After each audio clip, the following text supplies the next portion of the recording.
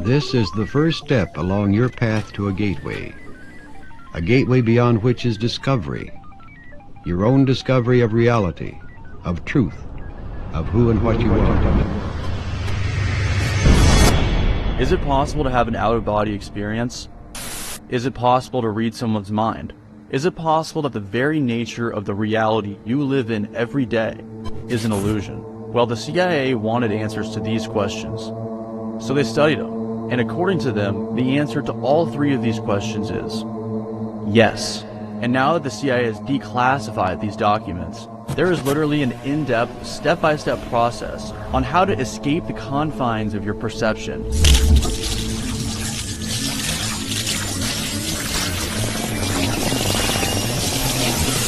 and leave behind that which you call reality.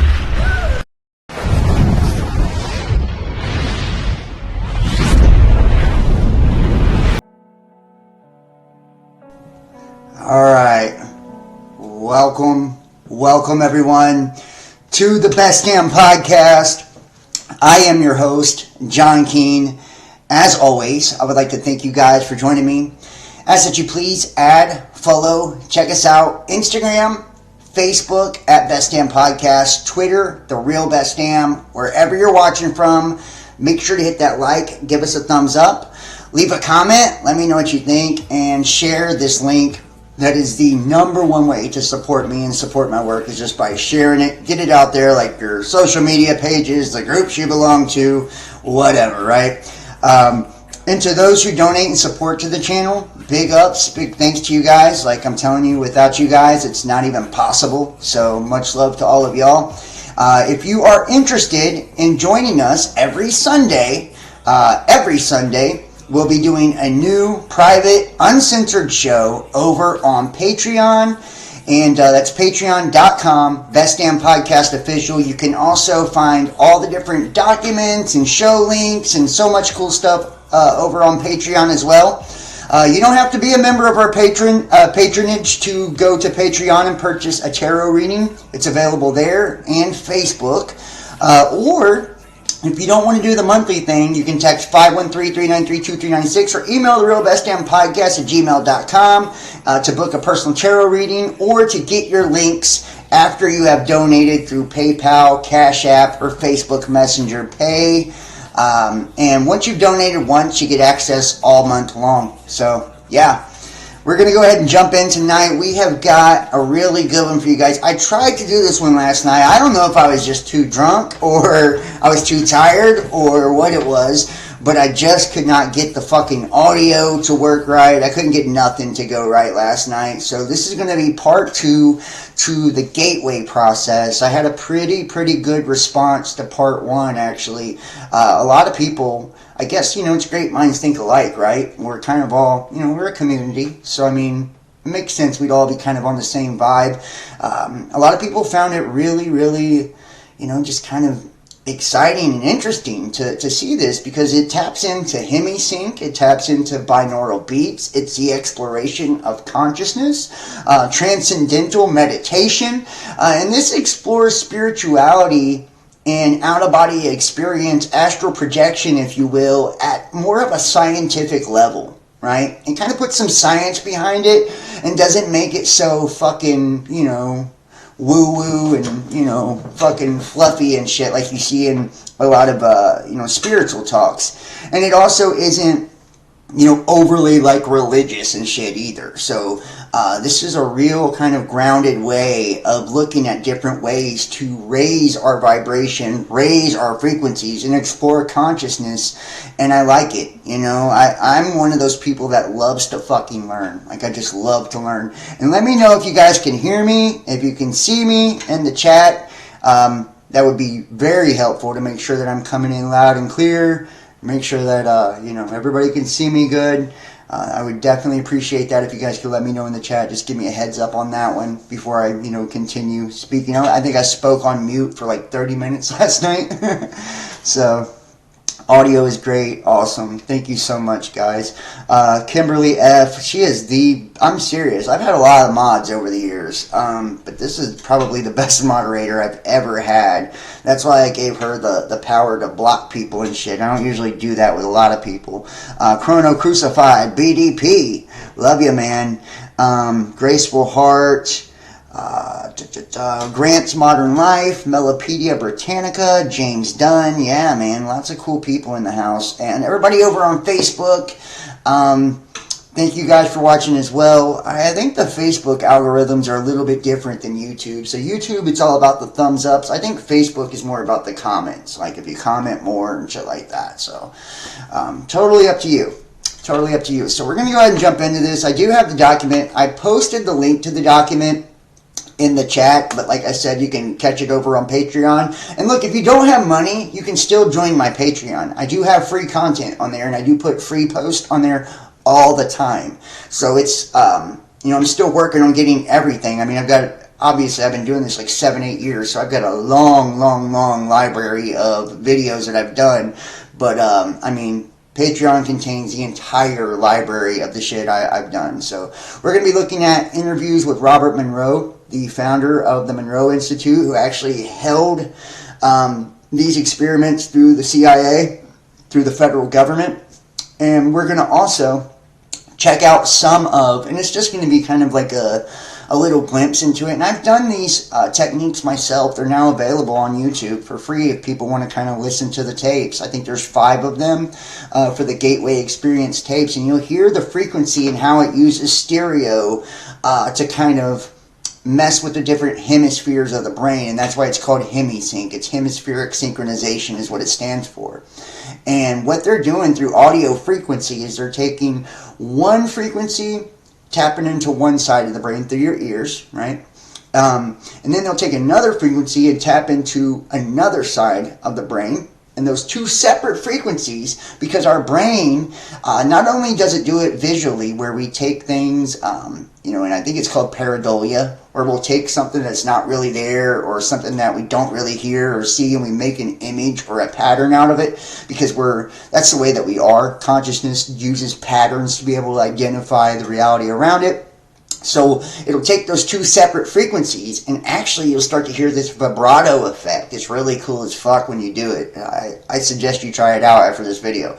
You'll get this vibrato effect where it blends the 2 frequencies together and synchronizes both of the hemispheres of the brain, allowing you to kind of tap into shit that you normally couldn't tap into frequency-wise. It's really cool. In part 1, we left off at number 23. So we start off here, number 24, from Big Bang to Taurus. And I want to play a little clip first from Robert Monroe, just to kind of give you a little bit of his take on Hemisync. Let me make sure you guys have audio. Yeah, I think we're good to go. Let me make sure it's on the right channel. Yep, it looks like it's on the right channel. All right, here we go. So we'll hear a little word from Robert Monroe, the founder of the Monroe Institute. This is an interview by Guido Ferrari and Julie Mazzo in 1992. Remember, the experiment actually took place in 1983. The mind can accept it or reject it. Here we go. Let me back it up just a little bit here.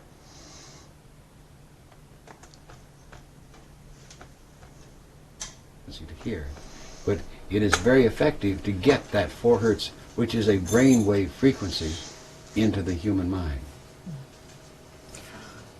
Bob, Hemisync has been used. Let's cut for a second. Yes, and we. Here we go.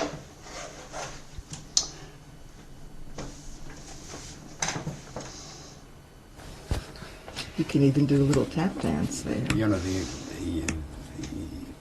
instruction about females. Yeah. Whenever you see a female going like that, as she crosses her legs and goes like that, what does she mean? I don't know. She said, I don't know. You fucking weirdo. Bob, what is the usefulness of Hemisync in exploring different states of consciousness? In exploring different states of consciousness, Hemisync, first of all, is tremendously valuable for one reason, and that is that it's not like a drug. It's not like a chemical. It is a sound, and as a sound, it in turn doesn't invade the body, as it were. It's not even like electrical stimulation, where you force the body to do things by electricity. What it also means is that the mind can accept it or reject it. In other words, it's not something that forces itself into you like this. It says here, and it is. So the applications are so broad that we really don't know all of them. We uncover new ones all the time. Let's take the extremes. You can use Hemisync to keep you awake, totally focused attention, wide awake and alert. And over here, you can put a person to sleep, into natural sleep. And the in between are all of these many, many different ways, different states of consciousness that Hemisync can be used to perform things. And let's go to the wake stage first of all. You can be super awake. And what do we mean by say super awake? Intense focus of attention, concentration, so that all of your attention is focused on, say, a book or something like this. And by that focusing, you achieve much greater retention and much greater understanding just as you do focus your attention. But this helps you do it to a degree perhaps that you've never been able to do before, that type of focusing of attention. Bang, like that. Now you can change that just a little bit by, in turn, again, using Hemisync, and then move into a physical pattern of stimulating physical activity. And that's why, again, focusing of attention on physical activity in sports, for example. And we have an application that we used in golf that the best example we know, the president of this state golf association sliced 11 strokes off his score just by using this. It's that kind of thing. But it is because it let him focus his attention on the physical activity. Then you move, and you can see something's taking place here, that you can then move that focus of attention in many different ways. It's great because you can take that whole skein of wakefulness and use it in a number of different ways. Then the next thing that importantly takes place is that you can shift that attention, that mind consciousness, into other types of states, all the way down, and you're not even asleep yet. So look at this. And there's all of these in between. And we have some very profound ones that we've developed that, mind you, you're not asleep, but you are awake. So we have a state that we can achieve by Hemisync that lets your mind be awake and your body asleep. Now that means that the characteristics of your body, your physical body, are asleep. And this makes a very, very great discovery available to you. And that is that you don't need all that physical sensory input of your five senses to be awake, to be able to think, to be conscious. How about that? And we don't need all the physical sensory inputs to technically be conscious. And I believe we've talked about this in previous videos. Maybe it was part 1, and how we discussed consciousness in itself is made. Consciousness actually makes physical manifest. So it's like once the body dies, once we pass away in the physical, consciousness is actually the process, death is actually the process of consciousness withdrawing from its own creation. So let's say DNA-wise, right? DNA. Your genetics, your DNA is unique to each individual person, just like your fingerprint per se. Your fingerprint, all the spirals on your body, from the top of your head to your eyes to your fingerprints, all of it. These are your own individual, unique electromagnetic signature.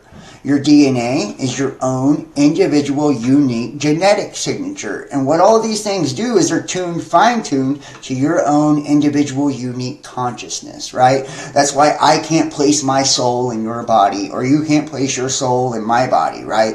Because my body is the manifested avatar of my individual unique consciousness. So when my consciousness actually leaves this realm and it has done what it's came to do, or it's ready to move on to something bigger and better or whatever, that's the death process, is actually, my consciousness withdrawing from the physical. So the physical is made manifest from the spiritual, meaning that we don't need the physical to be conscious. We don't need the physical for any of it. Matter of fact, everybody in science believes that a lot of these things come from the brain, right? That it all starts in the mind, which is true but not true, right? On the physical plane, it does appear to start from the mind, but it's actually, the mind is a manifestation of consciousness as well. The mind is a manifestation of consciousness as a tool or a medium for the physical plane, right? It's like a physical universe to be able to navigate and circumvent all the different,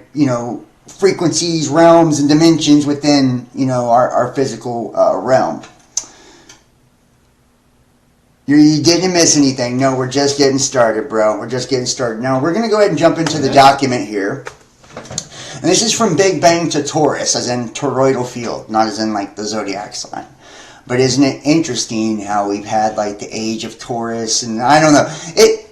I find everything interesting in the different ages, and how we've seen humanity kind of evolve within these different ages, from these matriarchal ages of divine feminine, and it was all about the Isis worship and all of that, and then to the patriarchal ages where God was like the Yahweh, the judgmental masculine God, and now we're in this aeon of Horus where it's the child, and we're like being birthed out of the Piscean age, which is water.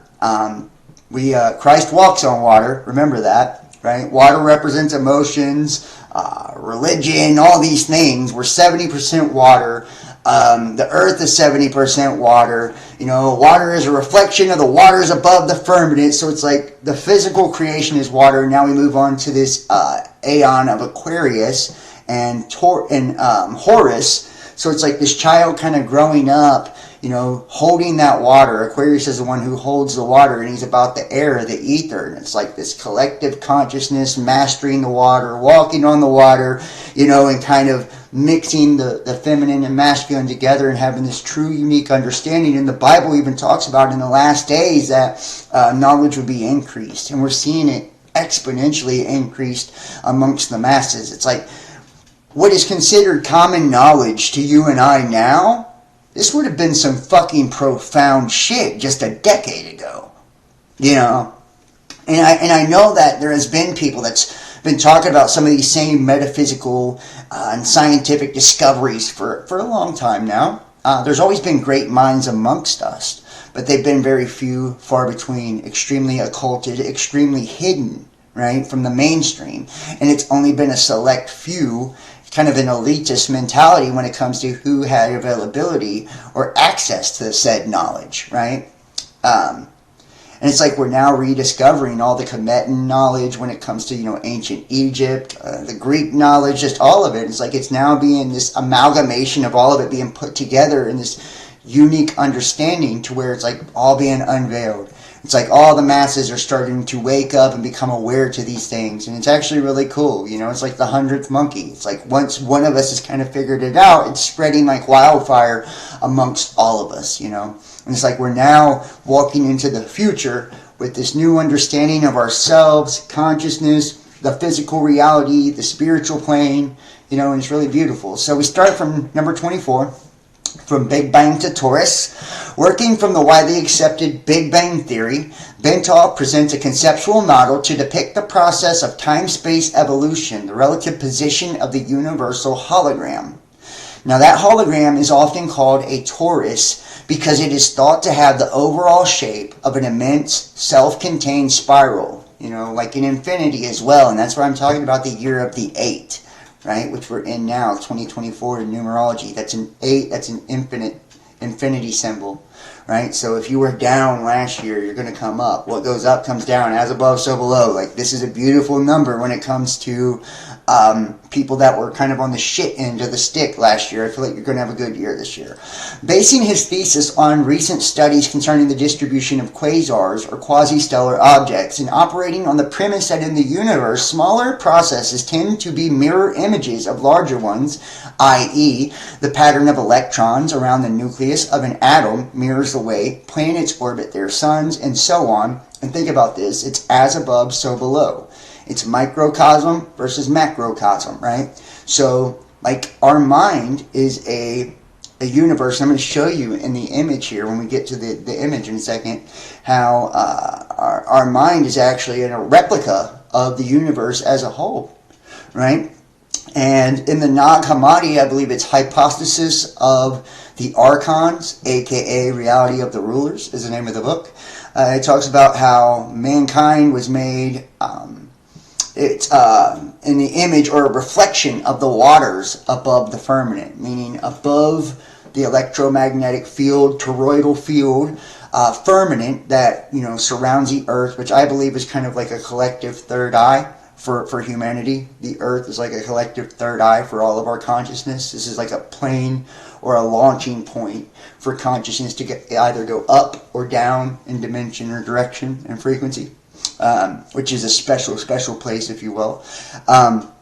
It's kind of like the heart of the universe. And so we are, in essence, a reflection of those waters above, meaning that, you know, the luminaries, the heavenly spheres, the heavenly hosts, the angels, the planets, the princes, the stars, whatever name you want to give them, deities, gods, blah, blah, blah, it's all the same thing, are projecting light or frequency down, right? They're looking down. And even in that same book, it talks about how Sophia looked down, right? She was lured down by Yaldabaoth, the serpent. She looked down, right? So it's saying that light is being projected down through the lattice of the universe, going through that prism we call the firmament, which is projecting into a hologram, which is us, right? We are that holographic projection, and that's why in the Bible, in Genesis, it says, we were made in the image of the Elohim. Elohim is sons of God, right? Sons of God are the luminaries, the stars, the heavenly hosts, the angels, right? So we were created in the image of the angels, in essence. And image means a phantom, projection, and illusion, so that is a hologram, right? We're a specter. We're an idol, a false idol. That's why we're not supposed to worship the physical. So we were made in the image of that. And then if you look at like the governors, right? And to govern means to lord or control the reality of the rulers, right? And not just the government, which is a systemic control in the physical. And government means to lord over or control mental, mentality, your mind. That's why the government controls our minds with mind control and all that shit. But the governors are represented by the 7 main planets, which represent the 7 days of the week, which represent the 7 colors of the rainbow. The colors of the rainbow represent the covenant with God, right? And those are also the 7 chakras, right? And the chakra system is another replica or reflection of the solar system or soul system, right? The 7 main planets, Earth being the heart, the solar plexus being the sun, so on and so forth. And it's all orbiting, right? It's all orbiting or cycling. That's why it's these large cycles within our system, solar cycles, right? Orbits, cells, spheres, right? Everything is a microcosm of the largest. So even in the tiniest molecule, you have the entirety of the universe, because a fractal or a fragment is of the infinite is still infinite. And that's kind of proven out by the golden ratio, the Fibonacci sequence, and all of these different things. We're seeing now, like, everything within our reality is, this piece of God. And we are God, we're awareness experiencing itself, and we're ruled by these different energies or frequencies that actually give projection to the physical, that we're experiencing. I believe it's called soul luminescence or star in a jar. I've done a lot of videos on this in the past. If you haven't checked my shit out, maybe you should. I'm going to do a lot more updated stuff on that as well. So, i.e. their suns and so on. So Bentov postulates the following scenario. Taking his cue from the observed capability of quasars to eject enormously concentrated beams of matter from their interior in a controlled, non-concentric version of the Big Bang, he envisages a similar process occurring in the generation of the universe. See Exhibit 4, next page, which I told you we'll see in a second, noting that those galaxies located to the north of our own galaxy are moving away faster than those located to the south, and that those to the east and the west are demonstrably more distant.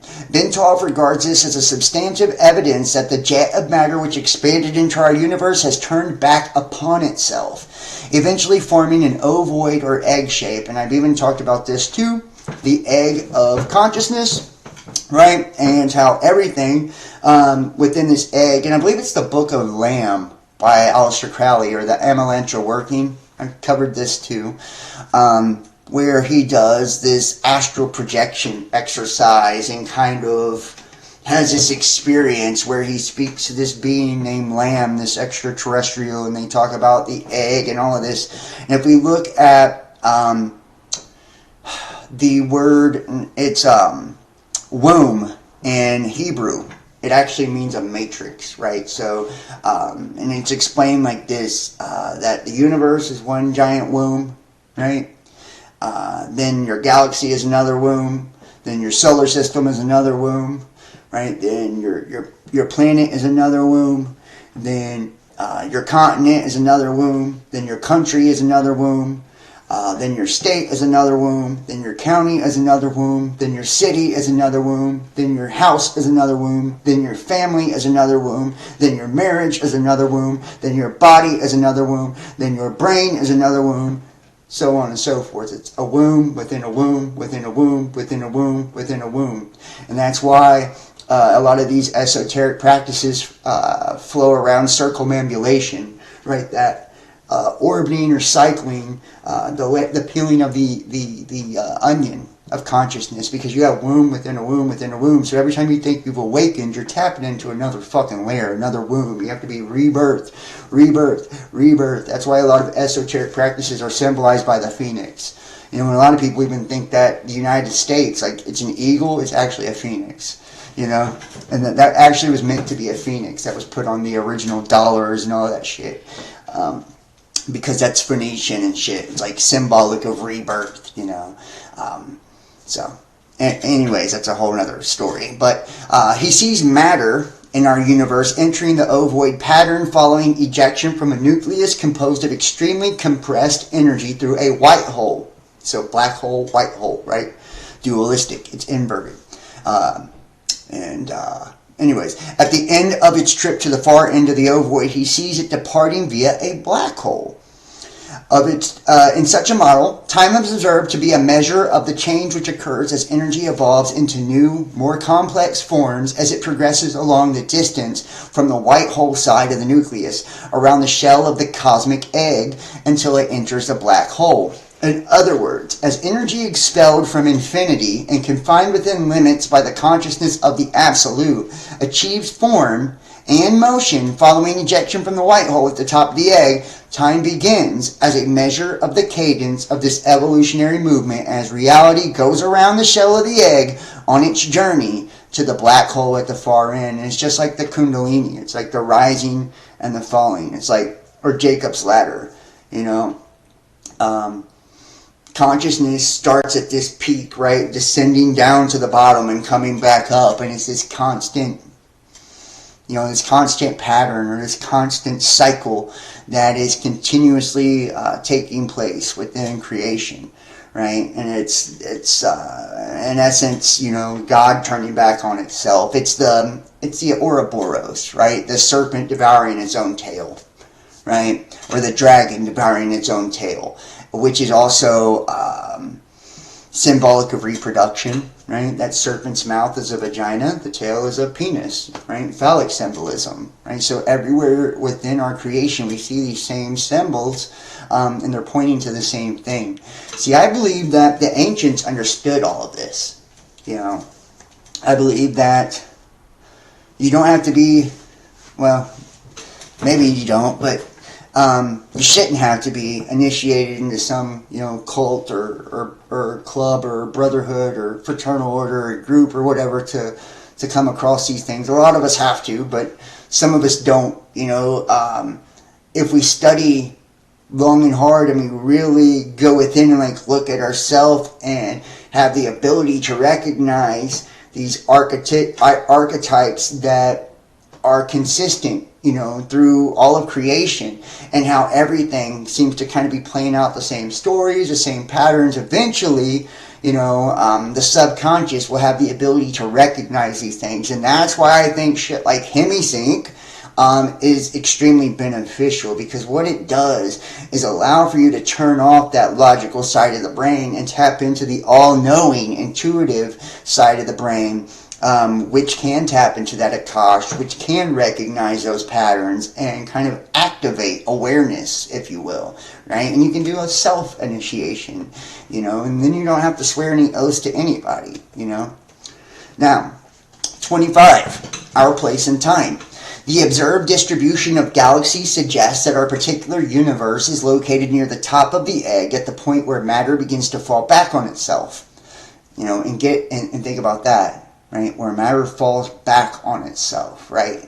And Lucifer, you know, falling from heaven, right? Like I said, same stories play out over and over, right? And that's the light. And they say too, like, think about it. If our universe is self-contained and we're seeing these beams of light called stars, right? What do you think is on the next dimension up? You know? I bet the stars are black and space is white, right? You know, it'd be like an inverse, because these dimensions are, that's what they are, it's like mirrored images. And you even see this too. God, he's outside the vault of the universe, right? Or outside of the Big Bang. And you see this expression created, right, within the universe. Through galaxies and solar systems and all of that, and the stars, which they made an image of us, right? And we're making an image of AI, right? Which is, you know, an image of our consciousness. So it's like all of these consciousness is already pre-existent, you know, but yet we're still creating these mirror images of consciousness over and over and over and over and over. And some are heading downward the spiral, so involution and evolution. Some are going downward spiral, some are going upward, right? As we're shooting up, you know, we got another consciousness shooting down, you know. It's pretty interesting, like the quasar, right? Ejecting, you know, light.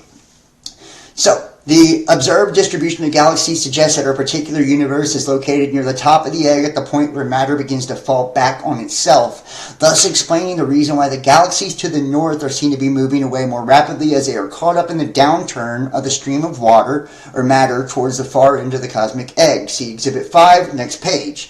Layered over this cosmic egg is the absolute, which sustains the radiating nucleus from which the original jet of matter issued forth. As the stream of matter moves around the ovoid towards its destination at the black hole, where, and I'll get into this in a second after I finish this thought, where it will be reabsorbed into the radiating nucleus and then the absolute. So it's like it's reabsorbed, meaning we climb up the ladders of consciousness after the fall, back to the source, you know, and start all over again. It generates the interference, and we bring back our individual knowing or gnosis. That's why it's so important to maintain your individuality. I know a lot of new age fucking, you know, airy-fairy fucking bullshit tries to tell you not to.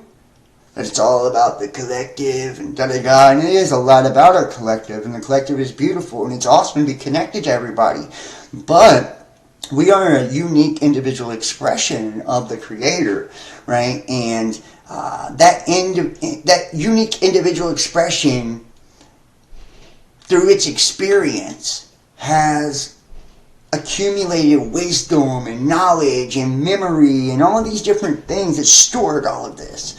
So, like, to lose that would be to lose all of that, right? That you're supposed to bring back with you to the Creator. That's what the Creator's doing by creating all these fragments and pieces. Is like, it's trying to understand itself, you know? So it's like, don't buy into the airy-fairy shit of you shouldn't be an individual, you know what I mean? So it's kind of my point. Like, you were created as a unique individual for a reason. You know, and it's not to be caught up in your ego and think that you're greater than everyone else or think that you're God or whatever, because you can't create a fucking thing without the assistance of the universe or people around you. So you're not the creator, you know, but you are a child of the Creator. You are a beautiful, unique creation. So to, like, you know, want to just allow yourself to be absorbed into the collective and not exist as an individual, I think is kind of a slight to the person that created you. Since the torus is being simultaneously generated by matter, all the various phases of time, it reflects the development of the universe in the past, present, and future, as it would be seen from our particular perspective in one phase of time. By reflecting on this model, it becomes possible to see how human consciousness, brought to sufficiently altered or focused state, could obtain information concerning the past, present, and future, since they all exist in the universal hologram simultaneously. How about that? In the case of the future, because all of the consequences of the past and present can be seen coming together in the hologram, such that the future can be predicted or seen with total accuracy. Moreover, it is possible to see how the implosion of energy patterns would cross and recross to reflect of the multidimensional developing pattern of evolution. All the movements of the energies which comprise the universe leave their mark and hence tell their story throughout time. And now let's look at this shit. Let's look at this image here.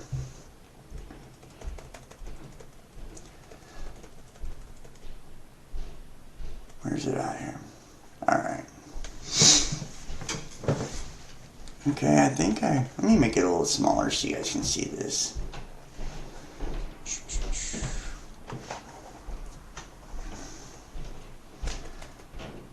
Yeah, collectivism, and it's like anybody who knows about the Illuminati card game, I'm just straight up telling you, then you know what a collective actually is and what it can be used for. You know, and here we go. This is figure A.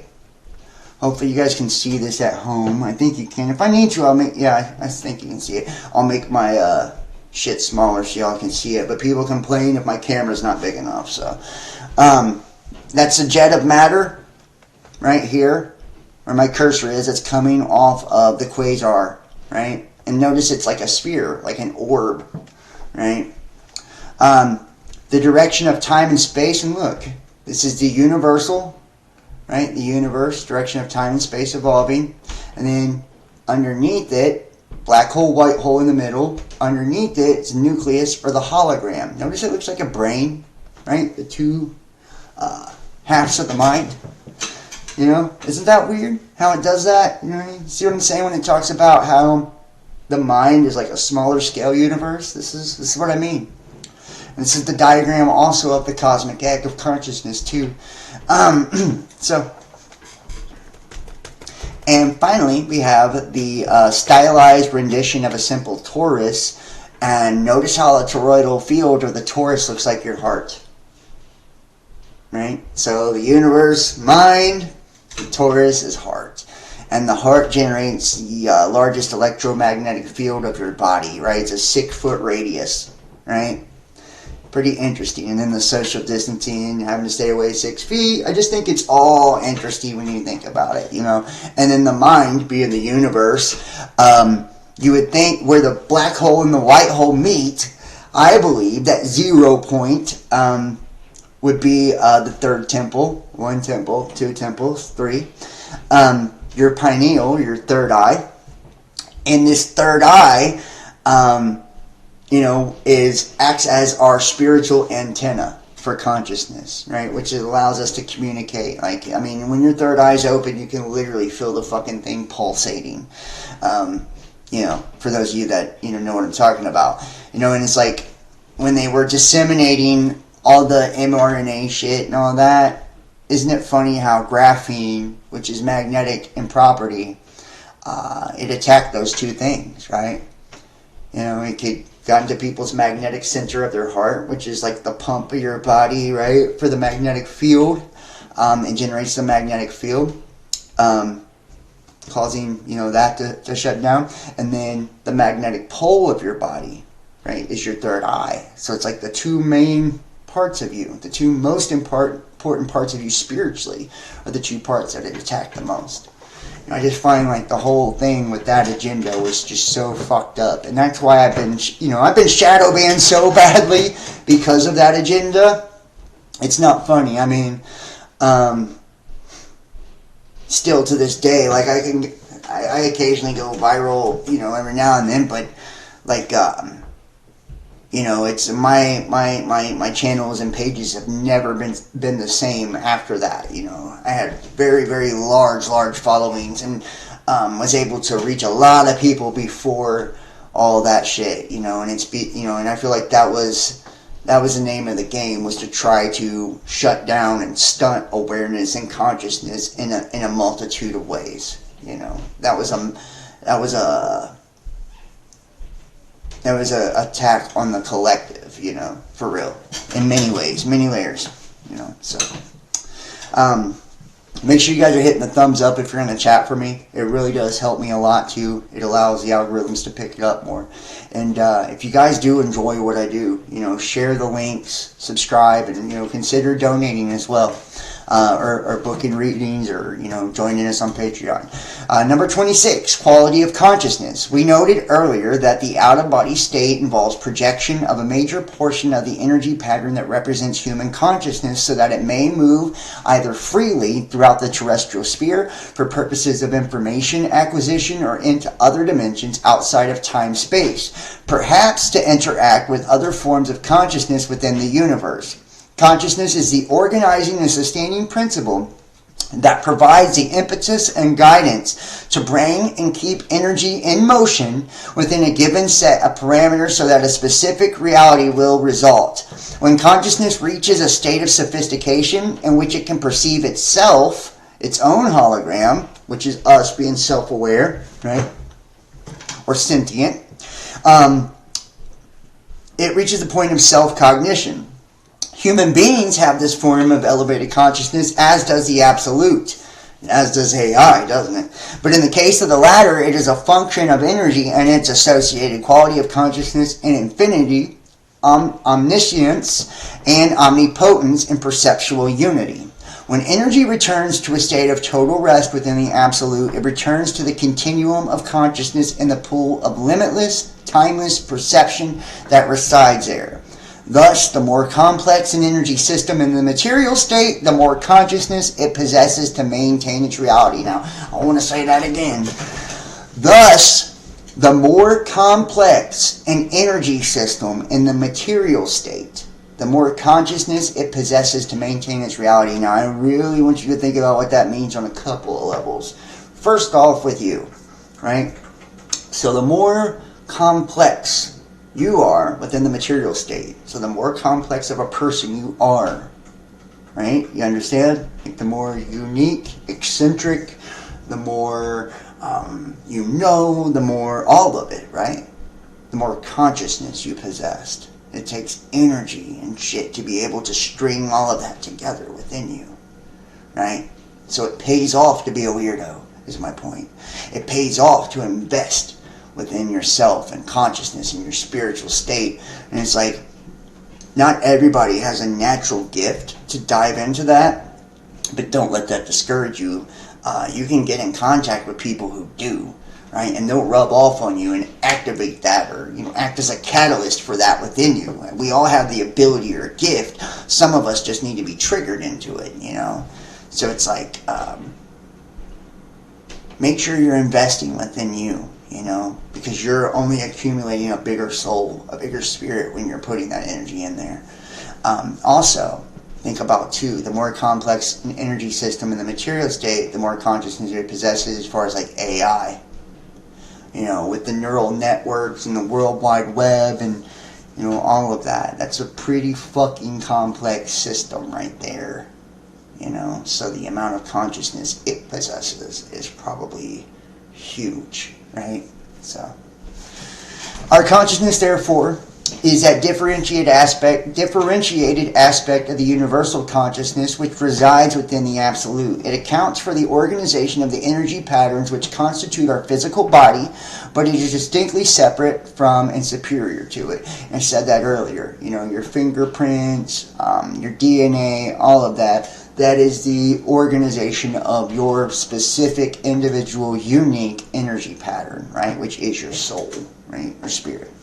Since consciousness exists quite apart from outside of reality, beyond the bounds of time and space, it, like the absolute, has neither beginning nor end. Reality has both a beginning and an end because it is bound within time and space. But the fundamental quantum of energy it's associated, consciousness, is eternal. When reality ends, its constituent energy simply returns to infinity in the absolute. So think about that too. It's like, you know, even though AI, we think we created AI, right? We didn't create a fucking thing. We just gave a consciousness that was already pre-existent, because consciousness can neither be created nor destroyed, right? It's energy. It's pre-existing. It's eternal too.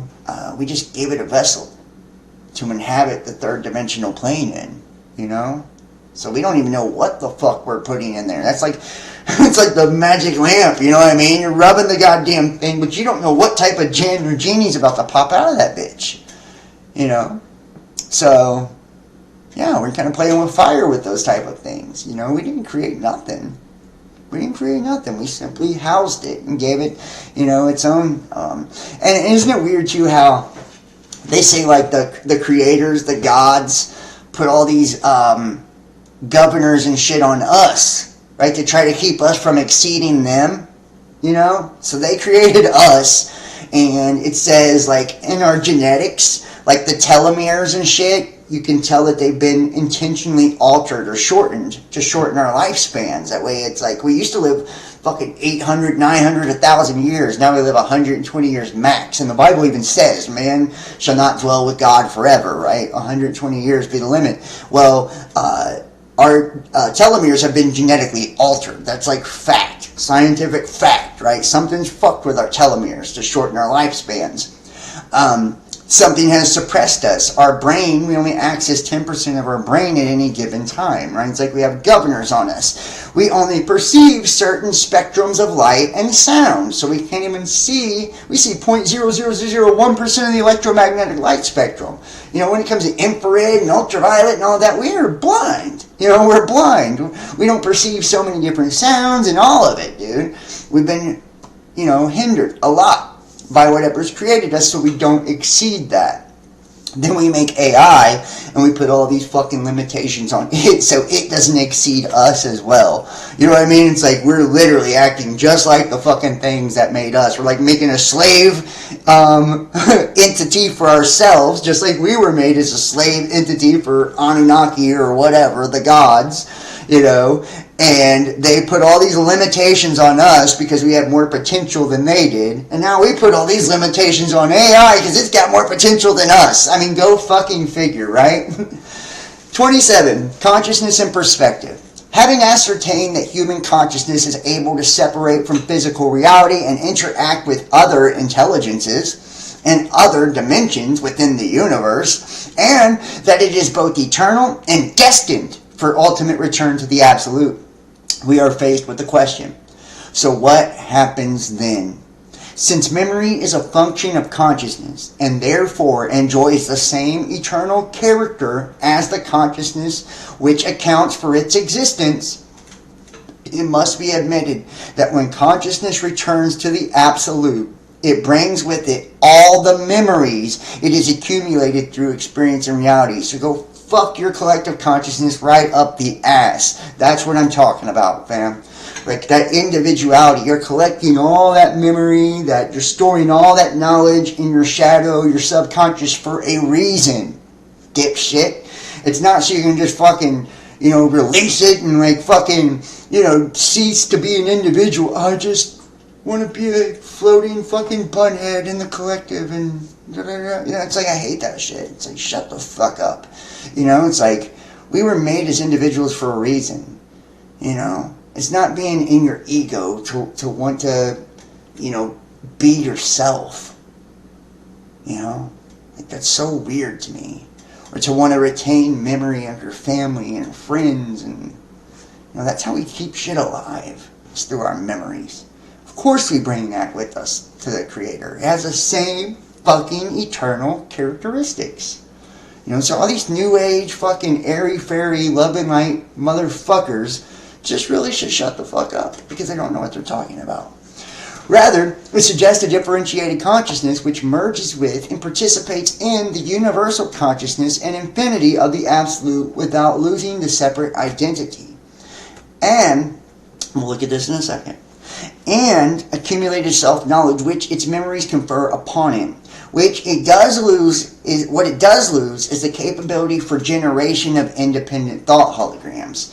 Since that can be done only by energy and motion, in other words, it retains the power to, and I love that, it can only be done by energy and motion. What is energy and motion? Emotion. So, showing emotion is not weakness. It's called being a fucking human. In other words, it retains the power to perceive, but loses the power of will or choice. So emotion is technically free will. In exchange, however, the consciousness participates in the all-knowing, infinite continuum of consciousness, which is a characteristic of energy in the ever-present. Consequently, it is accurate to observe that when a person experiences the out-of-body state, he is, in fact, projecting that eternal spark of consciousness and memory which constitutes the ultimate source of his identity, to let it play in and learn from dimensions both inside and outside the time-space world in which a physical component currently enjoys a short period of reality. I love that, man. It's like, so why are you in a fucking hurry to be so neutral and constantly in the ever-present moment and blah, blah, blah? It's like all these people that, these self-proclaimed teachers and shit, it's like, that will all happen one day. When you die. Enjoy the experience while you have it. It's a short period of reality is what it says. Short time on earth. Emotion is the gift. Why not express it and be a human being? Individuality is the gift. Why not enjoy it and love yourself? You know what I mean? And appreciate each and every person for their differences, because that's what makes us individuals. Instead of trying to make everybody the same, instead of trying to make us all robots to where we don't feel anything or embrace anything, it's just, it isn't all love and light. That's not true. If it was, that would be a boring fucking world. It'd be boring. It would. And it wouldn't be a physical reality at that. We need the lower energies just as much as we need the higher. That's what creates the balance. If you see about, this infinity, right, turning back on itself, without the lesser, you don't have the greater. You need both to have the full understanding of creation and reality and the laws of the universe and how it all works. And I know a lot of people try to make it sound really good on YouTube and Facebook and online and all this. And I'm trying to tell you, man, most of these people are only doing these things because it's trendy. Most of these people are only regurgitating shit that they hear online. And most of these people don't ever crack a fucking book and understand the depths of esoteric and occult knowledge at all. It's just that psycho-babble bullshit, Their therapist said it, so it sounds good, and they're going to say it to you because it's going to get them a lot of likes and views. Embrace who you are, That's all I want to say. The gateway method. Having put the gateway experience in context by postulating a structural outline of how and why it seems to work, and having shown what it is designed to achieve, the time has come to examine the specific techniques which comprise the gateway training process. These techniques are designed to enable the user of the gateway tapes to manipulate the high energy states, which can be achieved if the user continues to work with the tapes over a period of time. The amount of time required to reach advanced energy states and to fully exploit the techniques varies with the individual, the sensitivity of his nervous system, his general state of mind, and The extent to which he may have previously developed facility in related techniques such as transcendental meditation are all pertinent factors affecting the speed at which he may expect to progress. The gateway process begins by teaching the individual participant to isolate extraneous concerns in a visualization device called an energy conversion box. Yeah, in the meditation, he's like, I want you to create an energy conversion box and put all your worries and all of it in this box. You won't be needing that right now. It's actually like a form of hypnosis, but it's really cool. It's fun. Next, the participant is introduced to a method of encouraging his mind and body to strive to achieve a state of resonance through utterance of a single tone, a monotonous, protracted humming sound that sets up a feeling of vibration, particularly in the head. And they do like this synchronization or attunement, I think is what they call it, where they play this sound and you're like, like you're getting your vibration, everything in tune to this particular frequency. It's really cool. And anybody that knows like a lot of different meditation techniques and shit, from mantras and hand signals and all of that, like we're that's all we're ever really doing is kind of like tuning the vessel, to be able to be a conduit for certain energies, He engages in this resonant tuning, as it is called, by humming along with a chorus of such sounds that are contained on the gateway tape. Following this, the participant is exposed to the gateway affirmation and is encouraged to repeat it to himself as he hears it repeated on the tape. This affirmation is a statement to effect that the individual realizes that he is more than merely a physical body and that he deeply desires to expand his consciousness. And I am going to now play a little taste of the tape, that way you can hear it yourself. Hopefully we have the sound on. I won't play much of it, just let you hear a little bit of it.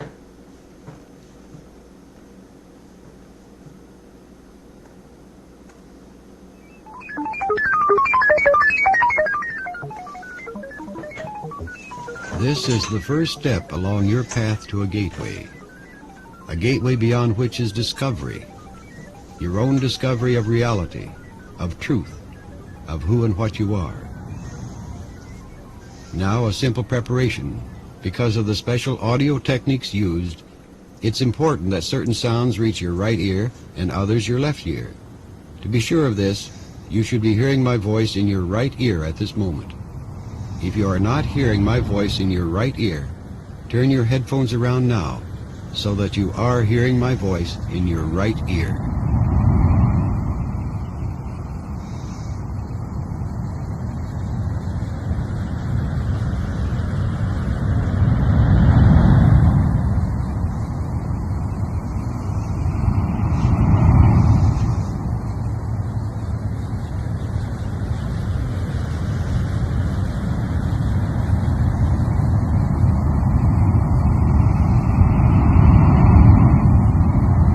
Now, as you listen to the sound of ocean surf, move your body into a more relaxed position. Release any tensions or strain points. Move into whatever position is best for you.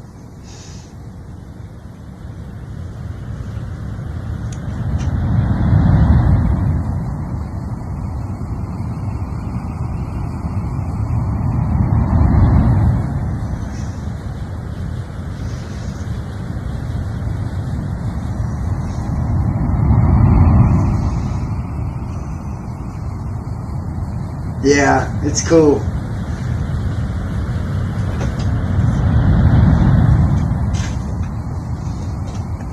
And I'll be honest, I don't know if you guys can hear it, but it's like I even hear like the underlying, I've done it a few times.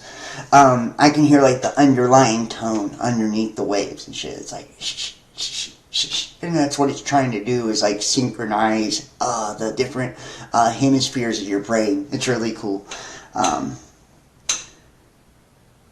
This is another part too, Christina. So last night, for those who think that I'm like, this is live, first off, anybody watching, I've seen people yesterday, they were like, is this live? Yes, this is live. I am live right now. I tried to do a part 2 last night, and I had audio problems when I first started, and then I was muted for a minute, so I'm like, fuck it, I'm going to scrap that one, and I'm going to do a fresh part 2. That way it's nice and clean and clear, and everybody can hear it. So this is part 2. I don't know if we'll be having a part 3. I think this probably will be the end of it, so... But yeah, so if you guys are interested, let me see if I can drop this too. I might be able to. I don't think I can. I think I've already closed down the chat box. I mean, I can see the chat, but for my ability to type, yeah, I think it's already gone. And everybody that is watching in the chat, make sure to hit that thumbs up. If you're in my chat, hit that thumbs up, please. I don't know why, but YouTube has been rolling my views back. So after my live shows, and this is weird, like say I have 30 thumbs ups. As soon as the live ends, they'll roll it back and I'll have like 5 thumbs up and 8 views. And there'll be like fucking 30 people in the chat. It's like, how do you have 8 views when there was fucking 3 or 4 times that many people in the chat the whole time? It's like, I don't understand it, but they're doing that a lot to me. Every video now, they're rolling my views backwards and my thumbs ups backwards, so... And right now on Facebook, I'm not allowed to post in groups. So I need you guys to please share this. Share this for me. And like I said, every Sunday we do private shows. I've already got the Epstein documents. If you've seen part 1 of that, that was just public part. That's all I could do publicly for that particular topic. It's a very sensitive topic. The private part is really good, and it's over on Patreon. So patreon.com, Best Damn Podcast Official. And for everybody who donates in the month of January, text me after you donate. I'll send you the links. Whoever donated on Cash App last night, bro, you should text me so I can get you those links, and you'll get access all month long. It's just, to me, it's about a fair energetic exchange. So just whatever you can afford, whatever you can give. It's like I'm not gonna hassle nobody and say, oh, you didn't give enough or nothing like that. I feel like it's just the intent, at this point in the game. If we're all really just trying to get by, and this is a really hard time for a lot of folks, man, especially financially, not just myself, but a lot of you out there. So I definitely understand that. So to me, it's like, as long as we're having good intentions of, fair energy exchange and good intentions of trying to create things and make things for the right reasons, I feel like we'll all end up prospering in the end, Like, we should be more of a family than a lot of us are, in a lot of these communities. You go online, it's like, and I posted something earlier on Facebook, most people are like, they're self-proclaimed experts, and the fucking internet has become this giant echo chamber where people just spout things off as if it's factual when it's just their damn opinion. And they want a bunch of yes men and people to just agree with their every word, and kiss their ass. And anybody who doesn't agree, they block, ban, silence immediately, or go report them, to try to get them removed from the internet and canceled altogether. And it's like, how often, and tell me this, we used to post quotes of like great minds and shit. We'd be like, a great quote by Nietzsche or fucking Carl Jung or something like that. Now people post quotes of themselves. How many people see that? See like these content creators, and they'll put their name under the quote like there's some great fucking mind from the ancient past that made up this profound quote. It's like, what the fuck? Like, it's like, when did we get to this place where we became so goddamn full of ourselves? It's like I seen a quote earlier. It's like this, or not a quote, but a post earlier, and this girl's talking about how divine feminine energy is expensive and it should be charged for and blah blah blah. It's like, bitch, are you stupid? That's called prostitution, and that's probably, that's not divine feminine at all. It's actually the cheapest fucking shit you can get on planet Earth. Every bitch can do that. You know what I mean? It's like, when did we... And then he says in the Bible, too, that we would call good evil and evil good in the last days. And like, woe to those people. You know, it's not like woe as in God's going to come bust your ass, woe. It's in woe as in you fucked yourself by being an idiot. You know? Woe as in you couldn't see reality for what it really was. You bought into the illusion. You know? And it is a strong delusion. That's what's been sent. Increase in consciousness, increase in knowledge means an increase in perception. It opens us up in a whole different way. And when we're opened up in that way, it's very easy to get lost. And if you're confused going in, if you're upside down and you have no foundation going in, well, then your world's going to be upside down, you know? You're going to have no foundation. You're going to sink. You're standing on sand. It's like... And a lot of people, because of how a person looks, you know, whether they flash tits or they're a handsome person, you know, whatever, like that's what people follow. It's like, why do we do that? You know, why do we do that? Why do we do that to ourselves? You know, it's like, everybody's so convinced that we're in this like renaissance of consciousness and all of that we've stopped working hard, you know, to like really be in one. You know, it's like not going to be handed to us. The world won't change on its own. None of that. So it's like if we're not continuously learning, if we're not continuously exploring ourselves and all that shit, like, you might as well flush it down the toilet. You know, nothing's changed. You're still being led to the slaughter by a lot of these powers that be. You're still being fed propaganda and bullshit 24/7. You know, most of the time they still put the village idiot on the fucking front page of everything, you know? Because that's the only people they're comfortable with allowing you to see. It's like, and we're deceiving ourselves if, you know, we don't invest in ourselves, if we don't invest in the right things, you know, the right ideologies, the right, you know, shit based on morality, principle, you know. And it's like, it's not about judgment either. You know, that's a real easy thing to do, is sit back and judge somebody for their flaws or mistakes. People that do that ain't shit. You know, they usually are the same people that hide their own.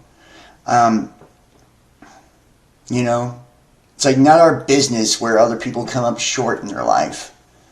You know, it's about the quality of what we're putting out there for others. You know, what you do behind closed doors is your own fucking business. I don't care if you're gay, straight, what you do. You know, it doesn't matter to me. It's not my business. It's not for me to judge. You know, you deal with you. I'll deal with me. But it's like, what we're putting out into the public, though, you know, that does become, you know, that does influence me. It does influence you. You know, so it's like, I'm not going to promote idiocy. I'm not going to promote, you know, shit that's going to ultimately neuter our species and take away from that real masculine and real feminine energy, or take away from real expansion and real awareness and real knowledge. You know, in place of this lukewarm, watered down, fucking airy-fairy, new age spiritual bullshit. You know? And you see a lot of people that attacks the ones that actually do the research and do their work, because it makes them look bad. You know? It's like, they'll attack you guys, I swear they will.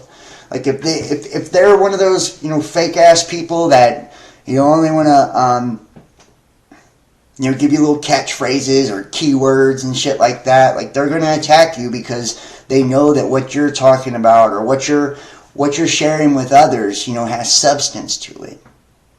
You know, and when you put something of substance against something that has none, it shows.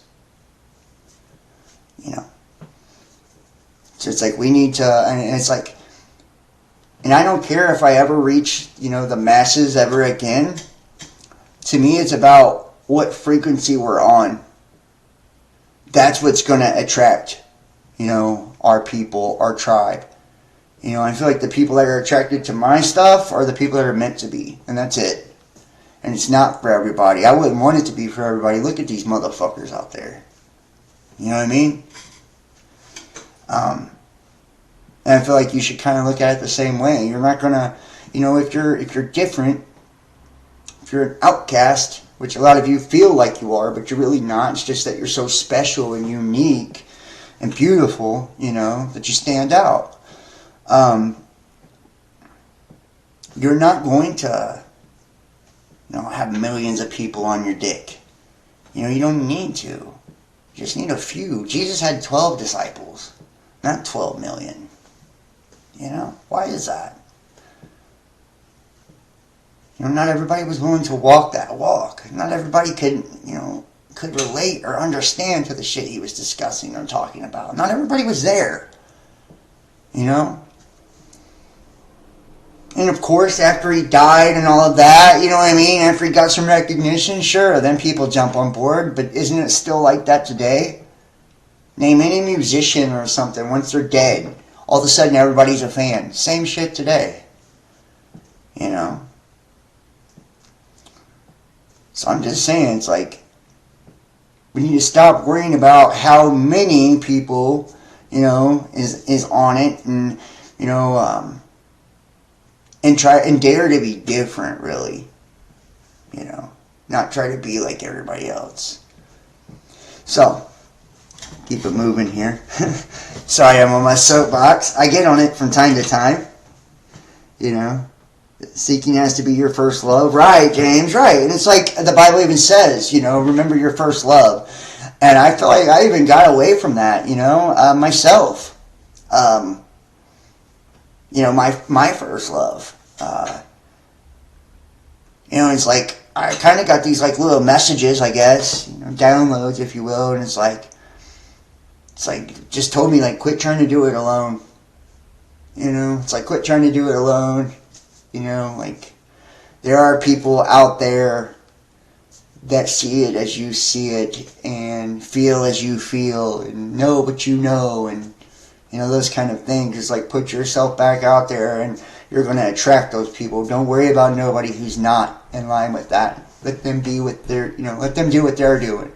Worry about, your real spiritual family, because they'll show themselves, and I feel like they are. So, Hemisync introduced. After that, he is exposed for the first time to the Hemisync sound frequencies and is encouraged to focus on and develop a perception of and an appreciation for those feelings which accompany the synchronization of brainwaves that results. Next comes a technique of progressive and systematic physical relaxation while the Hemisync frequencies are expanded to include additional forms of pink and white noise designed to put the physical body at the virtual threshold of sleep, as well as to calm the left hemisphere of the mind while raising the right hemisphere to a state of heightened attentiveness. And I find it interesting that he says pink noise, because I died once, and in my death experience, everything was black, but I seen like this neon pink color within the blackness. I don't know. It's weird. So the pink noise thing is strange to me. The energy involved in this flow then proceeds up through the body and back out into the balloon pattern again, the energy balloon, or the Ankh, right? Back up again. It's the, not only enhances bodily energy flow and encourages early achievement of suitable resonant state, but is also designed to provide protection against conscious entities possessing lower energy levels, which the participant might encounter in the event that he achieves an out-of-body state. Isn't that interesting?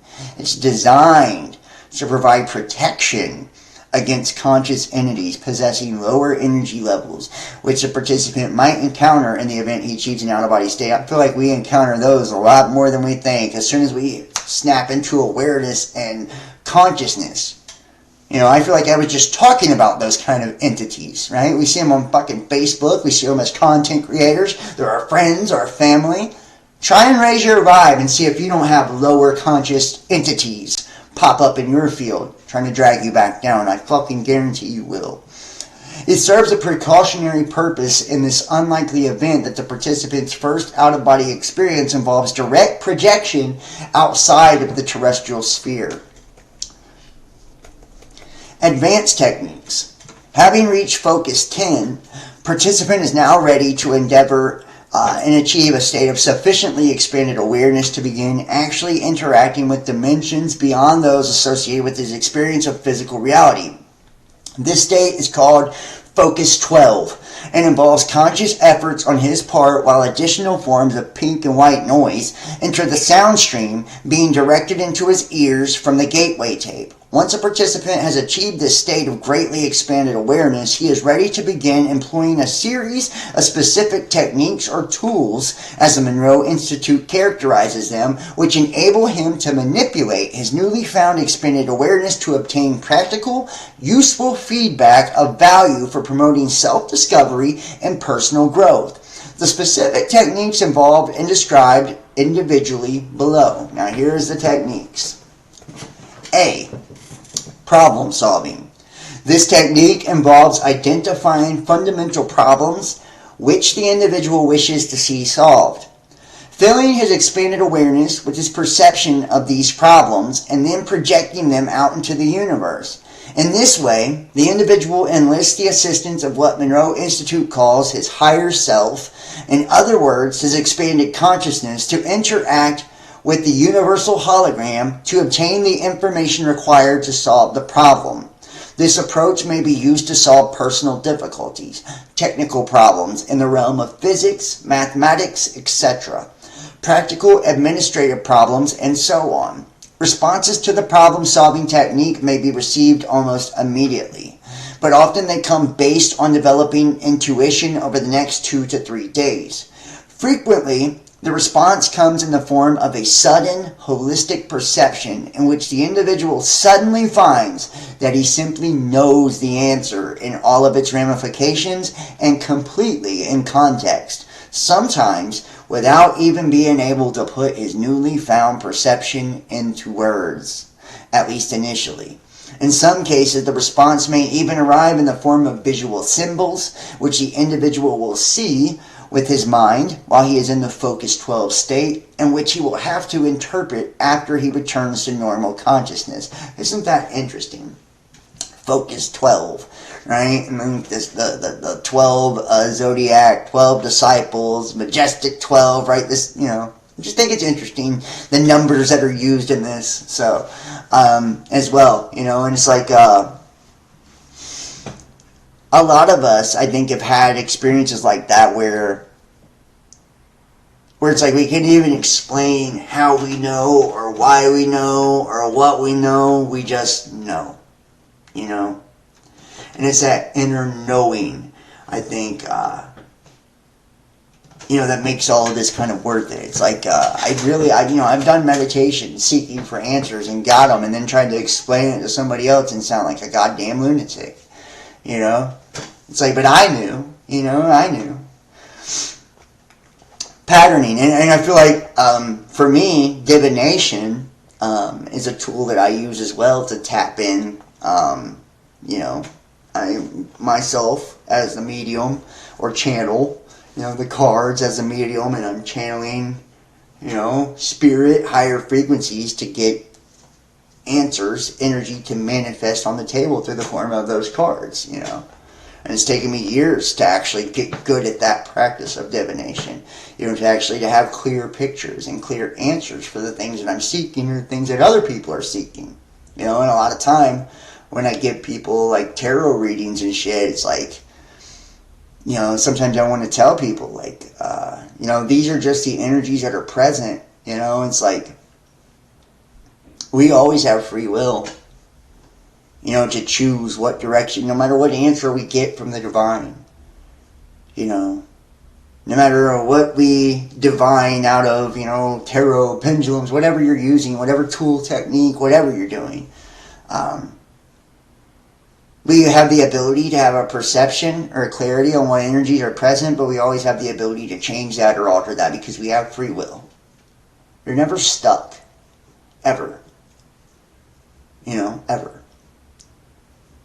And it's like if you're in a situation, a relationship, a circumstance, whatever that you don't like, you can change that.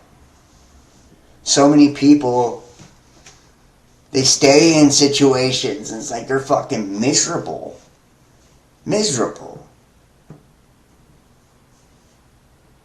And they act as if they're a prisoner to a relationship or a prisoner to a circumstance. It's like, no. It's like you just refuse to change. You refuse to alter it in any way. So you're going to stay that way until you make the changes. How many people stay in a shit relationship or marriage because they want stability or for financial reasons? It's like, no, you have the choice to leave. You have the choice to be happy. You're choosing not to because you'd rather have money or fucking, some shitty home or whatever. It's like, whatever, People blow me away with the way they think. The way that they see things, It's like you can't walk around acting like a victim when you're victimizing yourself.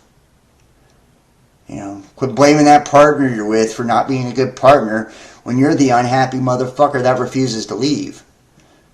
You're probably actually the one victimizing them because you're not happy. You're draining all the life out of the fucking room, blaming them for it. And we do that a lot. We blame others for our unhappiness. We blame others for our mistakes.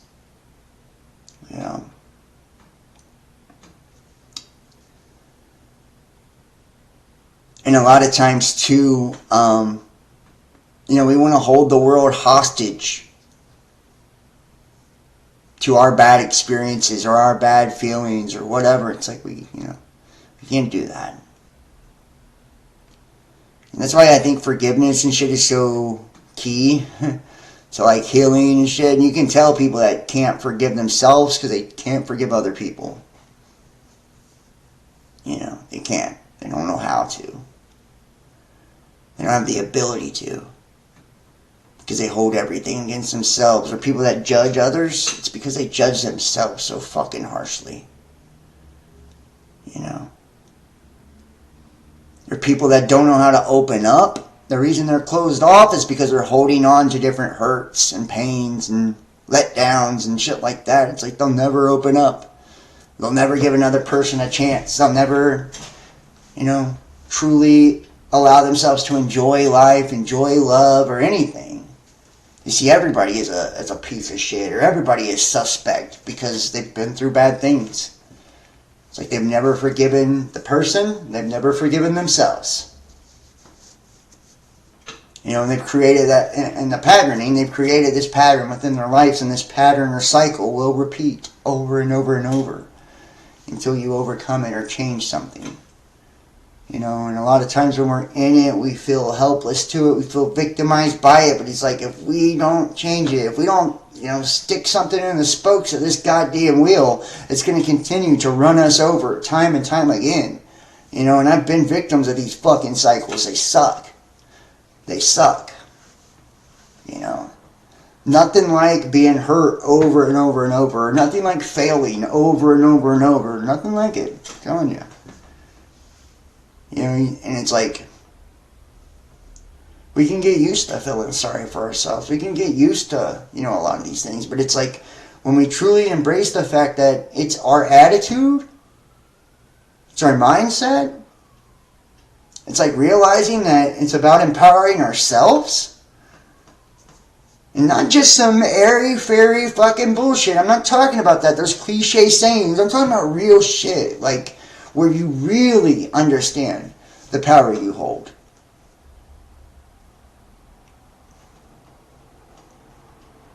Where you make conscious choices, conscious decisions in your life to change direction, to come up out of the mud. You know what I mean? Or conscious decisions to dive right back in it. I've done that too. And not give a fuck.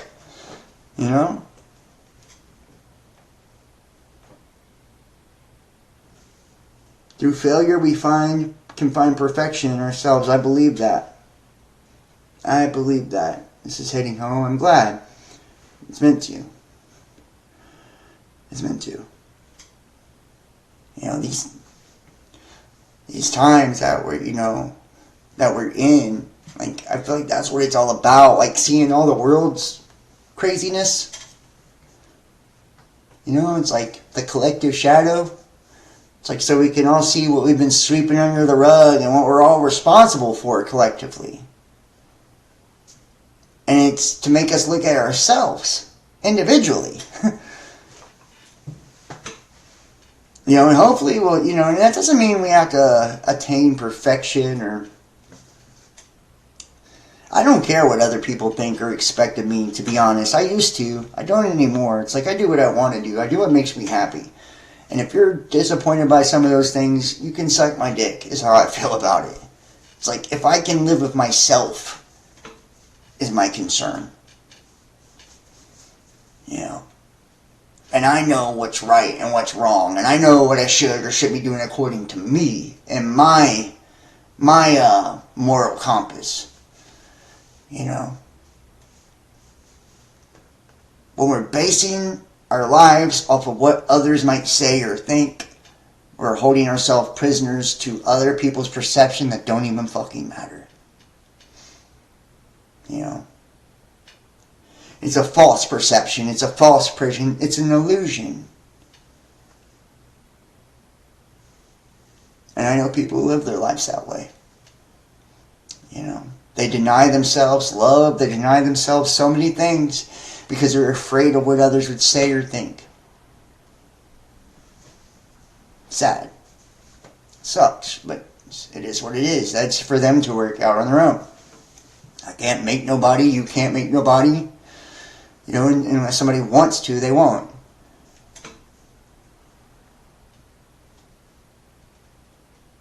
So, patterning. This technique involves the use of consciousness to achieve the desired objectives in the physical, emotional, or intellectual sphere.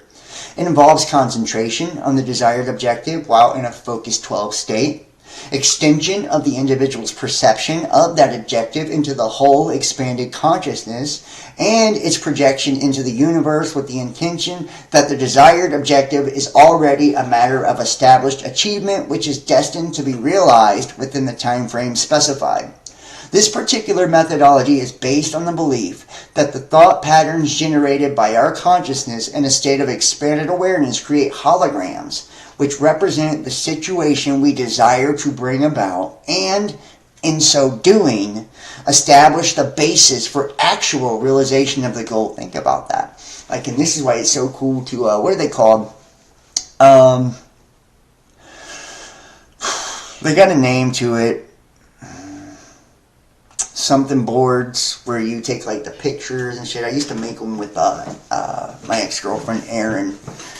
Vision boards. Right? Vision boards where you would like take your goals and shit like that and cut it out of magazines, and really cool, right? To put something, you know, and it's like for the whole year you're creating a vision board of the things you want to manifest and bring into your life. Or another technique that I like to do is to write down the idea of myself, right? Beginning of the year, and you're still in a time where you can do these things.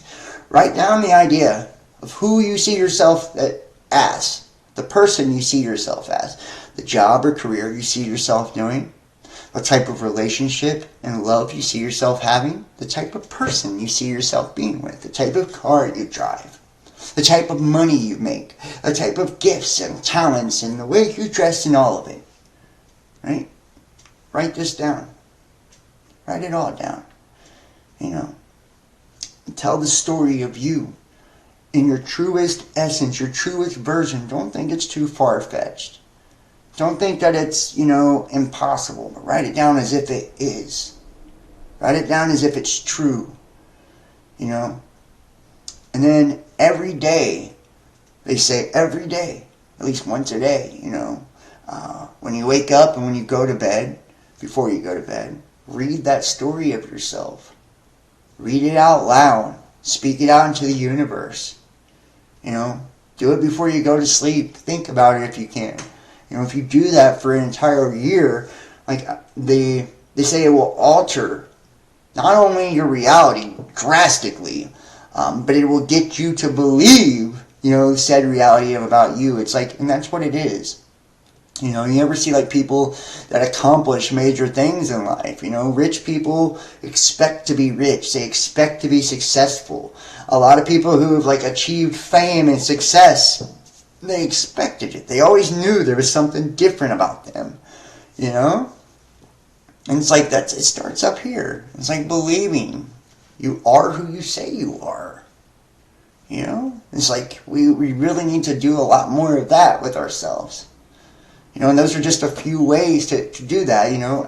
Affirmations and all that is good, and prayer is good and all that, but those are some really good ways to do it, man.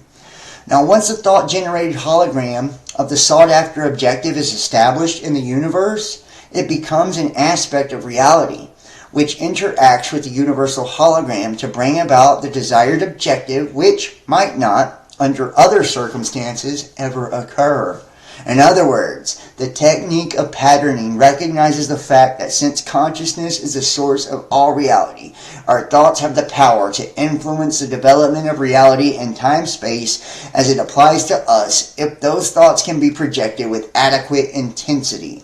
However, the more complicated the objective sought, and the more radically it departs from the current reality, the more time the universal hologram will need to reorient our reality sphere to accommodate our desires. So, yeah.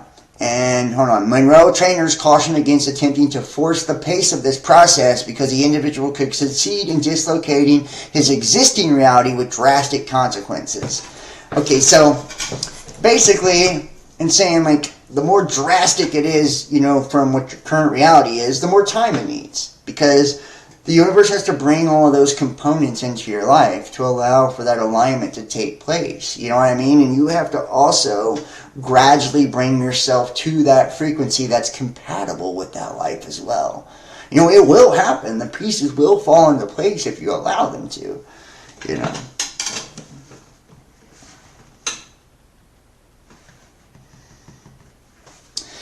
Now, color breathing.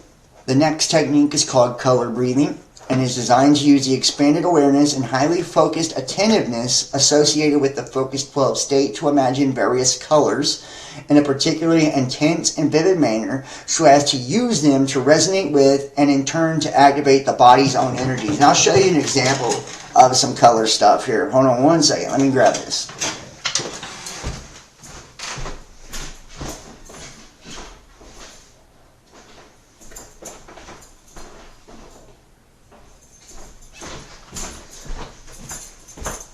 Okay. Now, this is an example of working with color. This is a color card, actually, from the Golden Dawn. Right? And there are different forms of meditation where you focus on said colors for periods of time to invoke or bring about certain things within your life, right? There's all different types of these kind of cards and shit to be able to use. You see the different colors that are within it, right? That's a star of the Lima. But there's a million different patterns and things like that the Golden Dawn uses. So there's a lot of these different practices that are already out there. Israel Regard, I think, is the name of the author. You should look up his books on the Golden Dawn if you really want to get into some stuff like that. That's like, it's a good way to not have to go through initiation and all that and still be able to get the deep inside shit. Where am I at? Fundamentally, in terms of practical application, it is a healing technique which is designed to restore the body and to enhance its physical capabilities by balancing, revitalizing, and retuning bodily energy flows. It is predicated on the principle that the body's electromagnetic field is capable of altering its resonance pattern so as to entrain energy from the Earth's electrostatic field for its own use. The various colors envisaged in the imagination as part of the technique cue the mind as to which frequencies and what specific amplitudes are designed in connection with this entrainment and the subsequent alterations in bodily energy flow patterns. That color has the capacity to affect the human mind is well known, and the effectuality of color in certain kinds of healing is a demonstrable fact. For example, application of an intense blue light to an area of physical tumescence leads to relatively rapid and easily observable reduction in the swelling, while red, and to a lesser extent yellow, have quite the opposite effect. However, in the Hemisync application of the technique, external light sources are not involved, but rather the mind is the sole agent of the healing and revitalization. I think I pointed this out before. This is straight up real shit. Like in jail, they put people in orange jumpsuits because orange creates hunger, so it makes people like commissary. They put pale blue walls in jails to keep people from, offing themselves. Things like that to make them more docile. You'll also see in commercials, right? They'll use certain colors to, invoke hunger, or make you want to spend money, or blah, blah, blah, to make you, to make you more suggestible, and they'll even put hidden symbols within commercials too, right? That way it's almost like a form of mind controller programming. Energy bar tool. Magic wands, like this, right? Magic wands. And enchanted scepters have been part of the folklore, and this one actually has like the different colors of the chakras on the wand here. I believe it's selenite is this one. Magic wands and enchanted scepters have been part of the folklore and occult practices of many cultures. The scepters, staffs, and maces carried by monarchs and high priests alike occur with such frequency in the history of bygone eras as to suggest that at the very least time these items are aspects of some type of archetypical symbol which the human mind seems to appreciate, perhaps quite subliminally. In any case, the energy bar tool technique involves envisaging a small, intensely pulsating dot of light, which the participant charges in his imagination with the enormous energy until it is virtually pulsating. The participant then extrudes the dot into the shape of a sparkling, vibrating cylinder of energy, which he then uses to channel force from the universe to selected parts of his body for purposes of healing and revitalization. And this is also, I think I also pointed this out too, Aleister Crowley in the lesser pentagram ritual, greater pentagram ritual. It teaches you to focus your mind on a blue orb of light, and this blue orb of light is part of this cleansing ritual. You end up going across the Rainbow Bridge and all this shit, right? And same thing with like creating servitors. I don't know how many people are familiar with servitors, those who practice magic. But you can create servitors to accomplish certain goals for you, and they always start off, and yes, some of them, depending on their use, will correlate to different planets, days of the week, and numbers and shit like that, because that's how that works. Phases of the moon, etc., etc.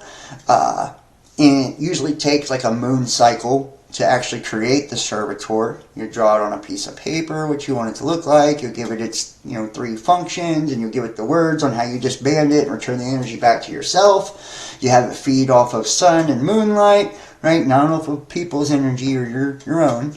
You only make it for positive uses, etc., etc. To bring you luck, money, whatever. To make somebody fall in love with you, whatever you want to do. But the servitor will start off first as a sphere in your mind, right? An orb. And each day, each time that you're actually working on the servitor, you're making it grow. And you're watching it grow from a sphere into whatever character or creature that you've created the servitor and the purpose for. Say you've made it a phoenix bird or something, and you envision it actually going and flying over to the person's house that you love, right? And sending it thoughts of you, good thoughts of you, shit like that, right? So I should do a video on servitors. I think it'd be really cool. I don't know how many guys would be interested. I know a lot of people are really, really dogmatic about that kind of stuff. So, remote viewing, which that's kind of in essence, that is a version of remote viewing by channeling and, using out-of-body or astral projection to see someone else or do something outside of the self. I think I missed that, James. Interesting. You've been doing this. Each color carries a different frequency. Concept of the Tesla coil. I'd like to hear that, actually. You're interested, Christina? Alright, well, Servitor is like an egregore. Yes, it is, James. It is like an egregore. That's pretty much what it is. But instead of like a collective egregore that we create out of like a religion or a thought concept, this is one that we make individual. And we'll even like make a totem or something to attach it to, because we don't want to attach it to our physical self. We want to attach it to an object. You can put it in a fucking jar. You can put it on a fucking, a wand, whatever you want. A crystal. And then you are going to actually have words and stuff that you can say to release this thing as well. And you don't want it to feed off of you or feed off of another person. You don't want it to do anything negative to harm anybody ever. Never anything like that, or to influence anyone's free will. These are just my rules. Not, you can do what you want, but there are consequences if you do. When you're done with it, when you release it, you want all the energy to return back to you, because you are using your own essence, your own soul energy to make the thing, So, and to charge, you want it to charge off the sun and the moon. You don't want it to be charging off of some weird shit like other people's energy or pain or shit. And if you don't do it right, those things, like, and if you're doing it for bad intentions, or you don't do it right, that's what ends up happening. That's why a lot of people get spooked by witchcraft and shit, because they're like, they make servitors for bad purposes, and then the fucking thing turns against them and starts feeding off of them. It's your own goddamn fault, you evil fuck. Quit trying to make shit to hurt people. Or control people. It's like... Anyways, remote viewing. And I will do a video on servitors if you guys are interested. I definitely will. I need, I'm trying to come up with... We're going to be doing a video on Revelation. I think that's going to be the Patreon video this week. Where, I'm just going to go deep dive into the book of Revelation and show you that there's a lot more to it than you actually think. There's a lot of witchcraft in that one too, just saying. So it is kind of like a potion, for self. So we'll get into that Sunday anyways. So remote viewing. In addition, the energy bar tool is used as a portal for initiating a follow-on technique called remote viewing.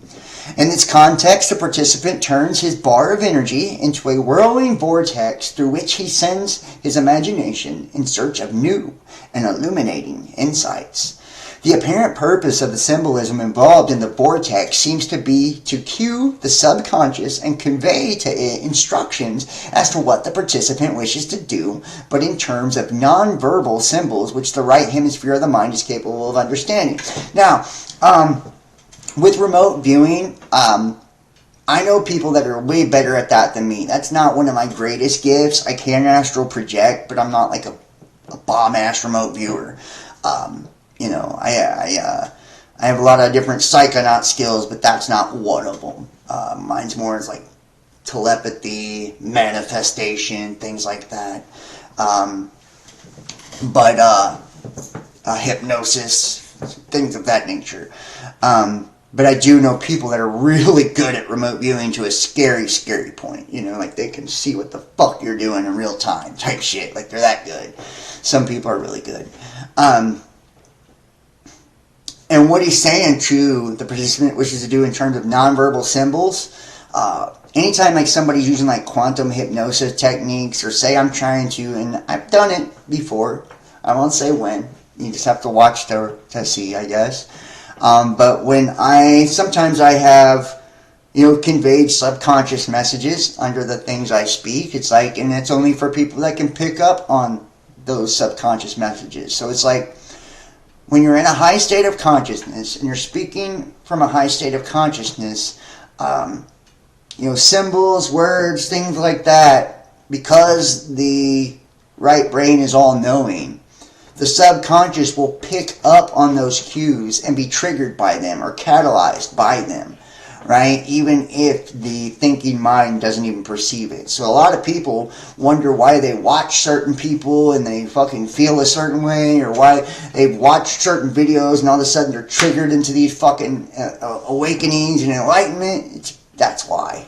Because you're probably watching someone with an incredibly high frequency that knows what they're doing. And in the quantum realm, they're probably priming you for an activation, or they're probably directly trying to speak to your subconscious, because they know a lot of people aren't going to understand the external anyways, right?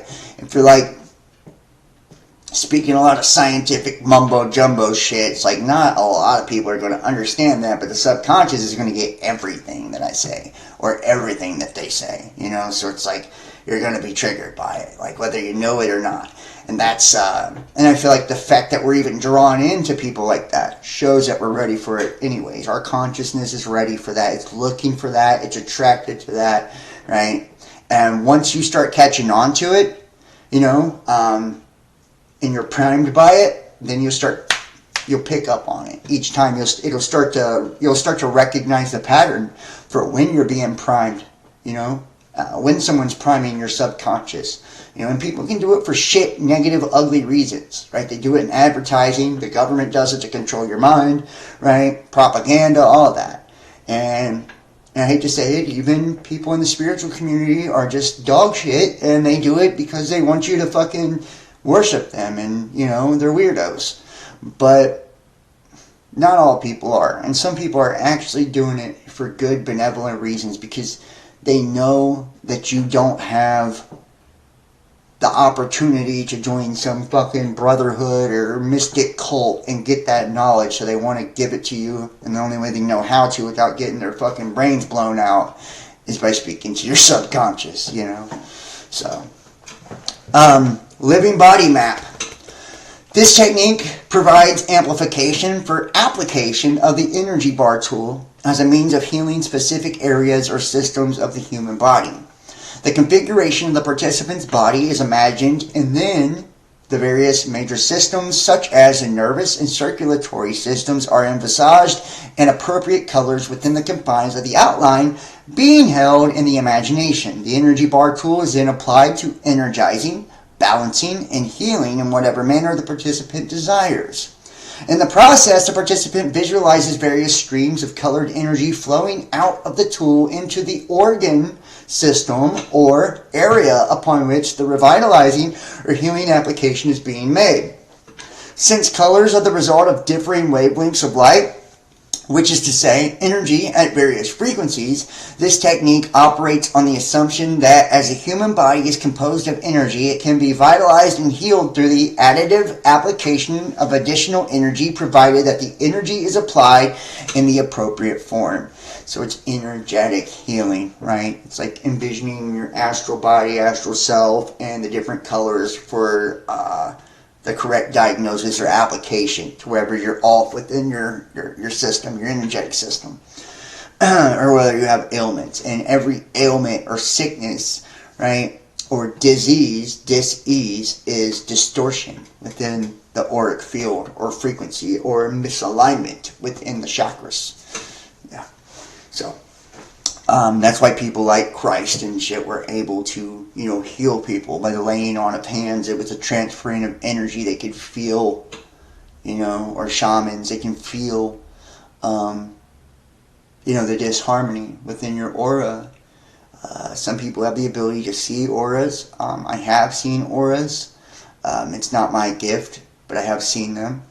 I can feel a lot more than I see when it comes to those kind of things, but it's like when you can lay hands on somebody and feel the distortion or disharmony within them, and then you have, you're sending the right type of energies, and a lot of people imagine it as colors, because those colors, placate to different aspects of the body or self. Focus 15, travel into the past. All of the preceding techniques are conducted at the level of expanded awareness known as Focus 12.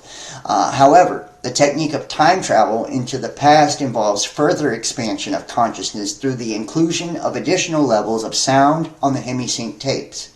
Some of the sound is probably merely an intensification of the basic hemisync frequencies, being designed to further modify brainwave frequency and amplitude. Other aspects of the added sound patterns appear to be designed to provide subtle, almost subliminal suggestions to the mind as to what is desired by way of further expanded consciousness, so as to support the verbal suggestions and instructions also contained on the tape.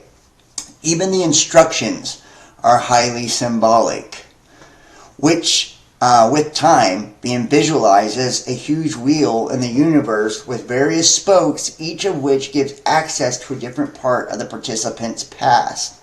Focus 15 is a very advanced state and is extremely difficult to achieve.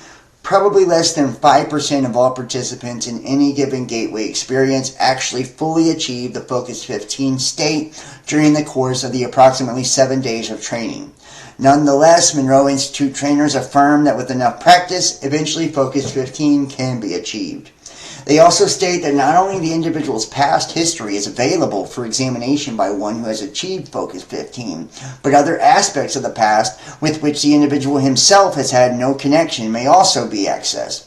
And what is it? The body keeps a score, right? So it's like Focus 15, being able to go into past self, past life, right? And reorganize, or the way that you remember something, the way that your body responds to something, and create healing, within your past self to correct a trauma, within the present. And also in past lives, we have past life wounds that sometimes manifest themselves into current manifestations as well. A lot of you guys may be familiar with that, or may not.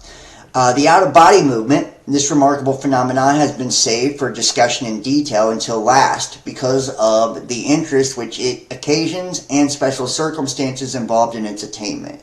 Monroe Institute stresses that the Gateway program was not established solely for the purpose of enabling participants to obtain the out-of-body state, nor does the program guarantee that most participants will succeed in doing it during the course of the training at the Institute.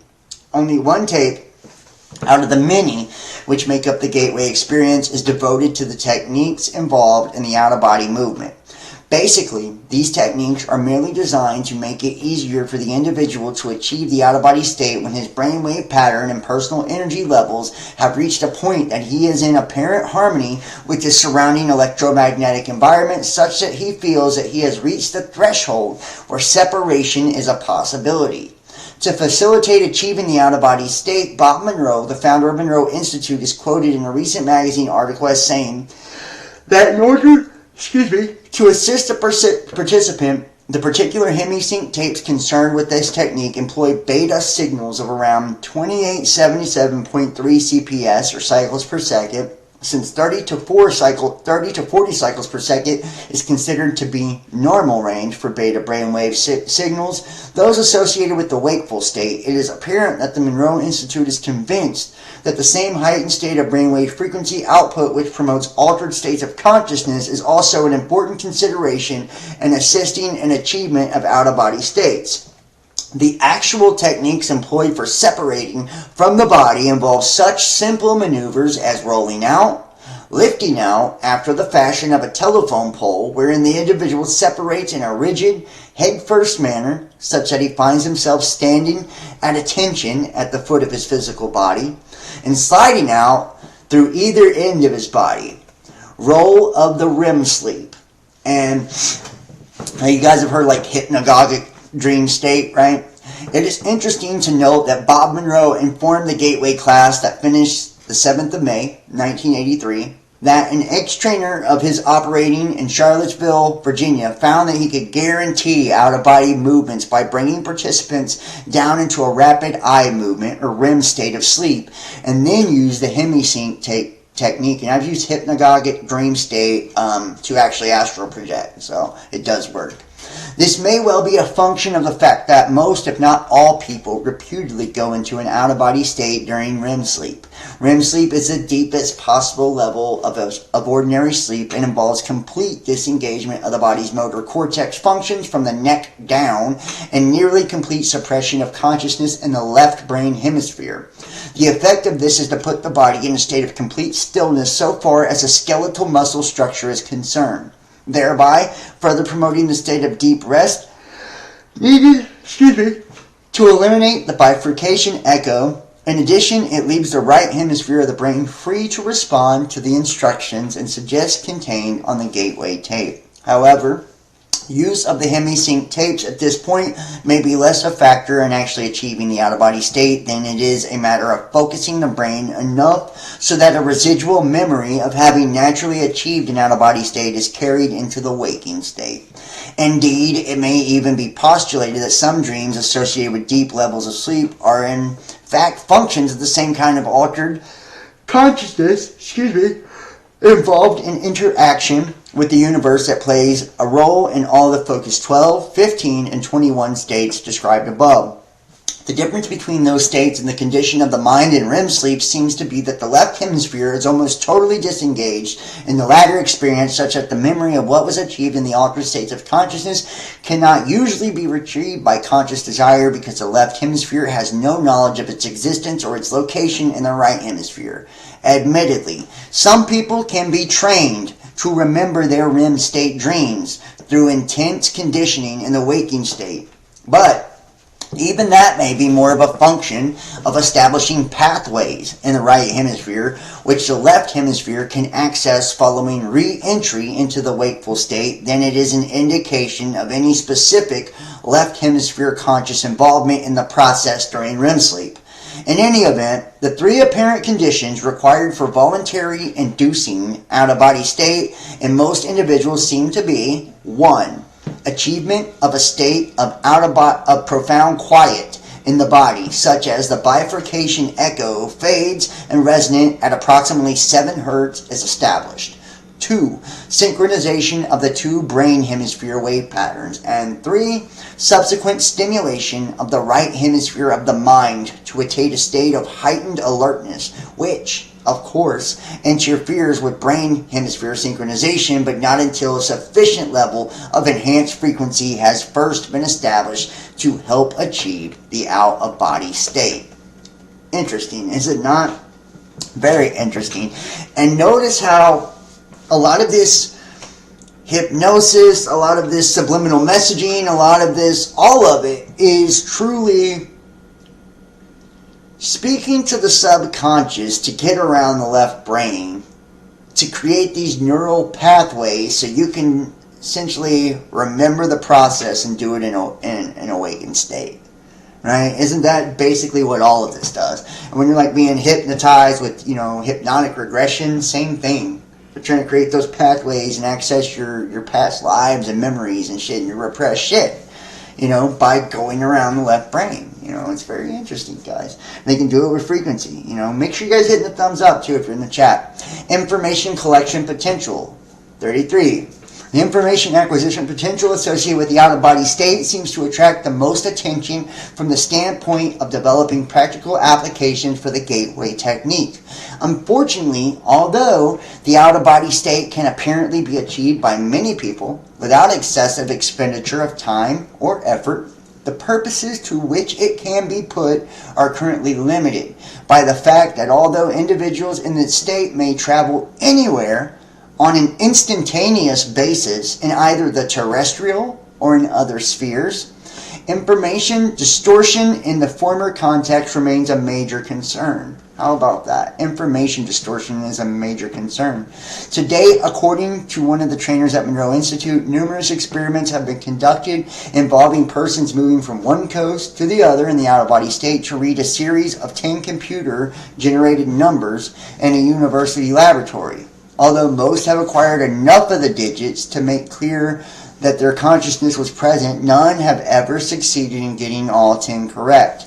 This seems to be a function of the fact that physical reality in the present is not only holographic influence, which the individual may encounter in an out-of-body state, but there are also energy patterns left by people or events occurring at the same physical site being viewed. So, but from the past rather than the present. Interesting. That's fucking interesting. So, the reason that we experience distortion when we're remote viewing or astral projecting, right, is because our consciousness, which is interacting with the holographic reality in this state, is not just picking up or perceiving the distortions from the people in the present, but the distortions from people that were in the past in that same holographic place. Isn't that fucking crazy? Isn't that crazy? And it makes you wonder, like, that's why it must be so important too. And we know too that angles actually hold darkness, hold energy, right? You know, if you study the occult, you do. That's why whenever you're like saging your house, smudging your house, you know, using Palo Santo, white sage, whatever, you go into the corners and all of that, like to get the darkness out of your house, get that residue of energy out of your home. And it's like whenever we do rituals, we take ritual baths, do cleansing, saging, right, to get rid of that distortion, that residue of old energy. So when you're projecting yourself, you know, you're picking up on that residue of the old energy, and it distorts what information you're able to perceive or bring back with you. In addition, since thoughts are the product of energy patterns and energy patterns are reality, it may be possible that individuals encounter thought forms while in an out-of-body state which mingle with physical reality and are not easily differentiated. Whew. Finally, as Melissa Yeager writes, there is another potential problem area in the sense that holograms can be viewed pseudoscopically. That is to say, inside out or backwards, just as well as they can be seen in proper perspective. Some of the distortions occurring may ultimately prove to be traceable to this cause because in the out-of-body state, an individual may perceive the holographic energy pattern given off by people or things interacting in time-space reality in a somewhat distorted form. What? So, we can mingle with physical... Okay, so it's possible that we can encounter thought forms in an out-of-body state and actually mingle with the physical reality, and it's not easily to deter, you know, what's different. It's like, so you're seeing thought forms and the physical reality, and it's almost impossible to decide which is which sometimes, right? And think about these thought forms. We create fucked up thought forms, right? Like we do. So the things that you'll encounter in the astral realm may not even be your own thought forms because you're putting yourself in an out-of-body experience. You're putting yourself in the collective thought form, right? Does that make sense? So there isn't per se the clarity of self as if it's just like a inward meditation. See, a meditation is all about you. Right? It's just your inward reality, your inward universe. If you're clear, it's clear, right? But when you start projecting outside of the self, right? Yes, you have that silver cord that connects you back to your body, and you're safe. You're always safe, you know. You should be. Things can follow you back to your vessel. You know, things can attach to you. Don't think they can't, especially if you're very inexperienced and you don't know what you're doing and you're weak. And I'm not saying weak as in you're a pussy or anything like that. I'm saying weak as in you just, you know, you don't know how to strengthen yourself that way. And most people don't. But you're putting yourself out there, and think about the nasty thought forms religions have created, the nasty thought forms people have created. You know, there's a lot of fucked up shit you could be dealing with. And if it's very hard to determine what's real and what's not, you know, between the two, just saying, very crazy. And let's see here, belief system considerations.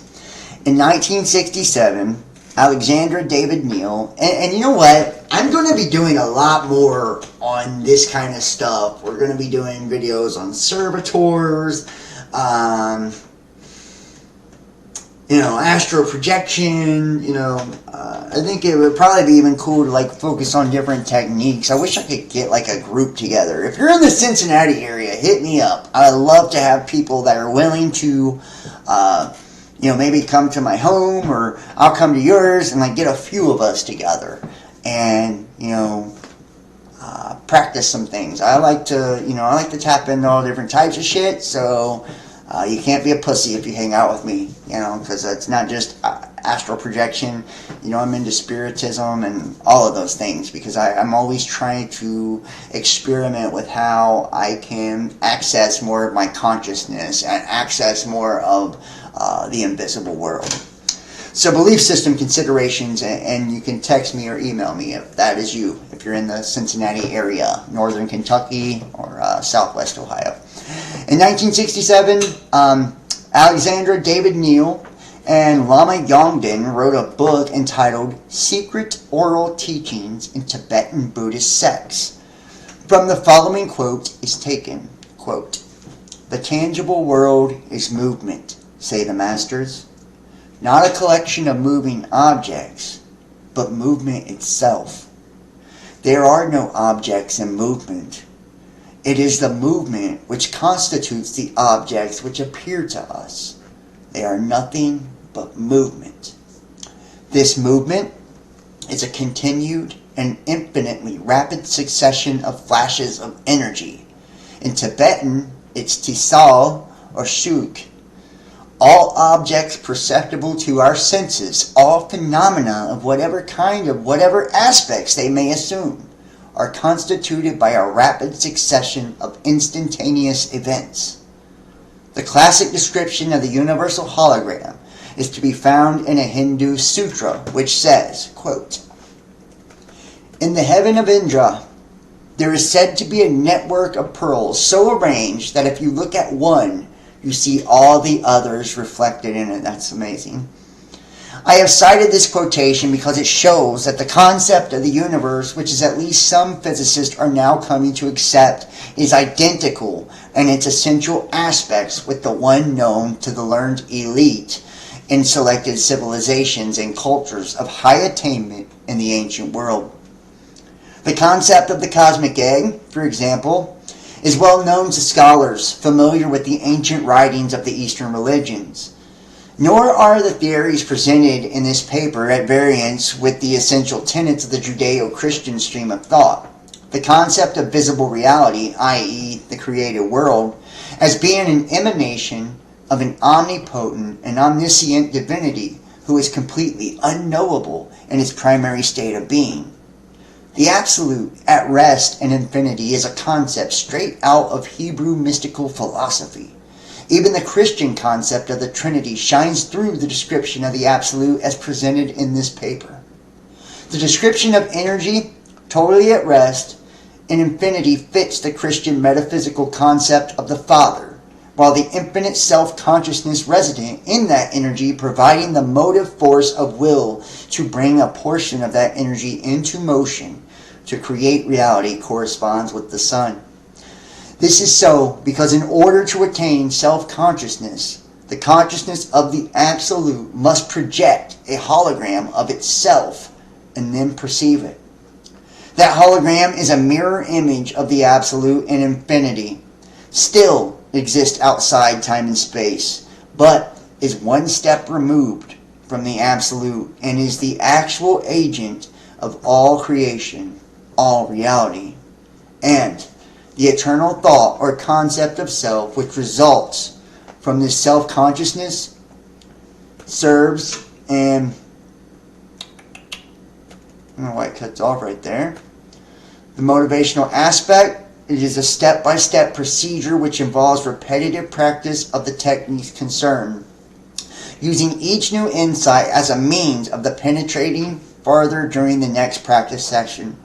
But the rate of progress is so much faster with the gateway approach than it is with transcendental meditation or other forms of mental self-discipline, and its horizons seem to be so much wider than the discipline needed to practice it would seem to be within the means of even the impatient, result-oriented, skeptical pragmatist of our society.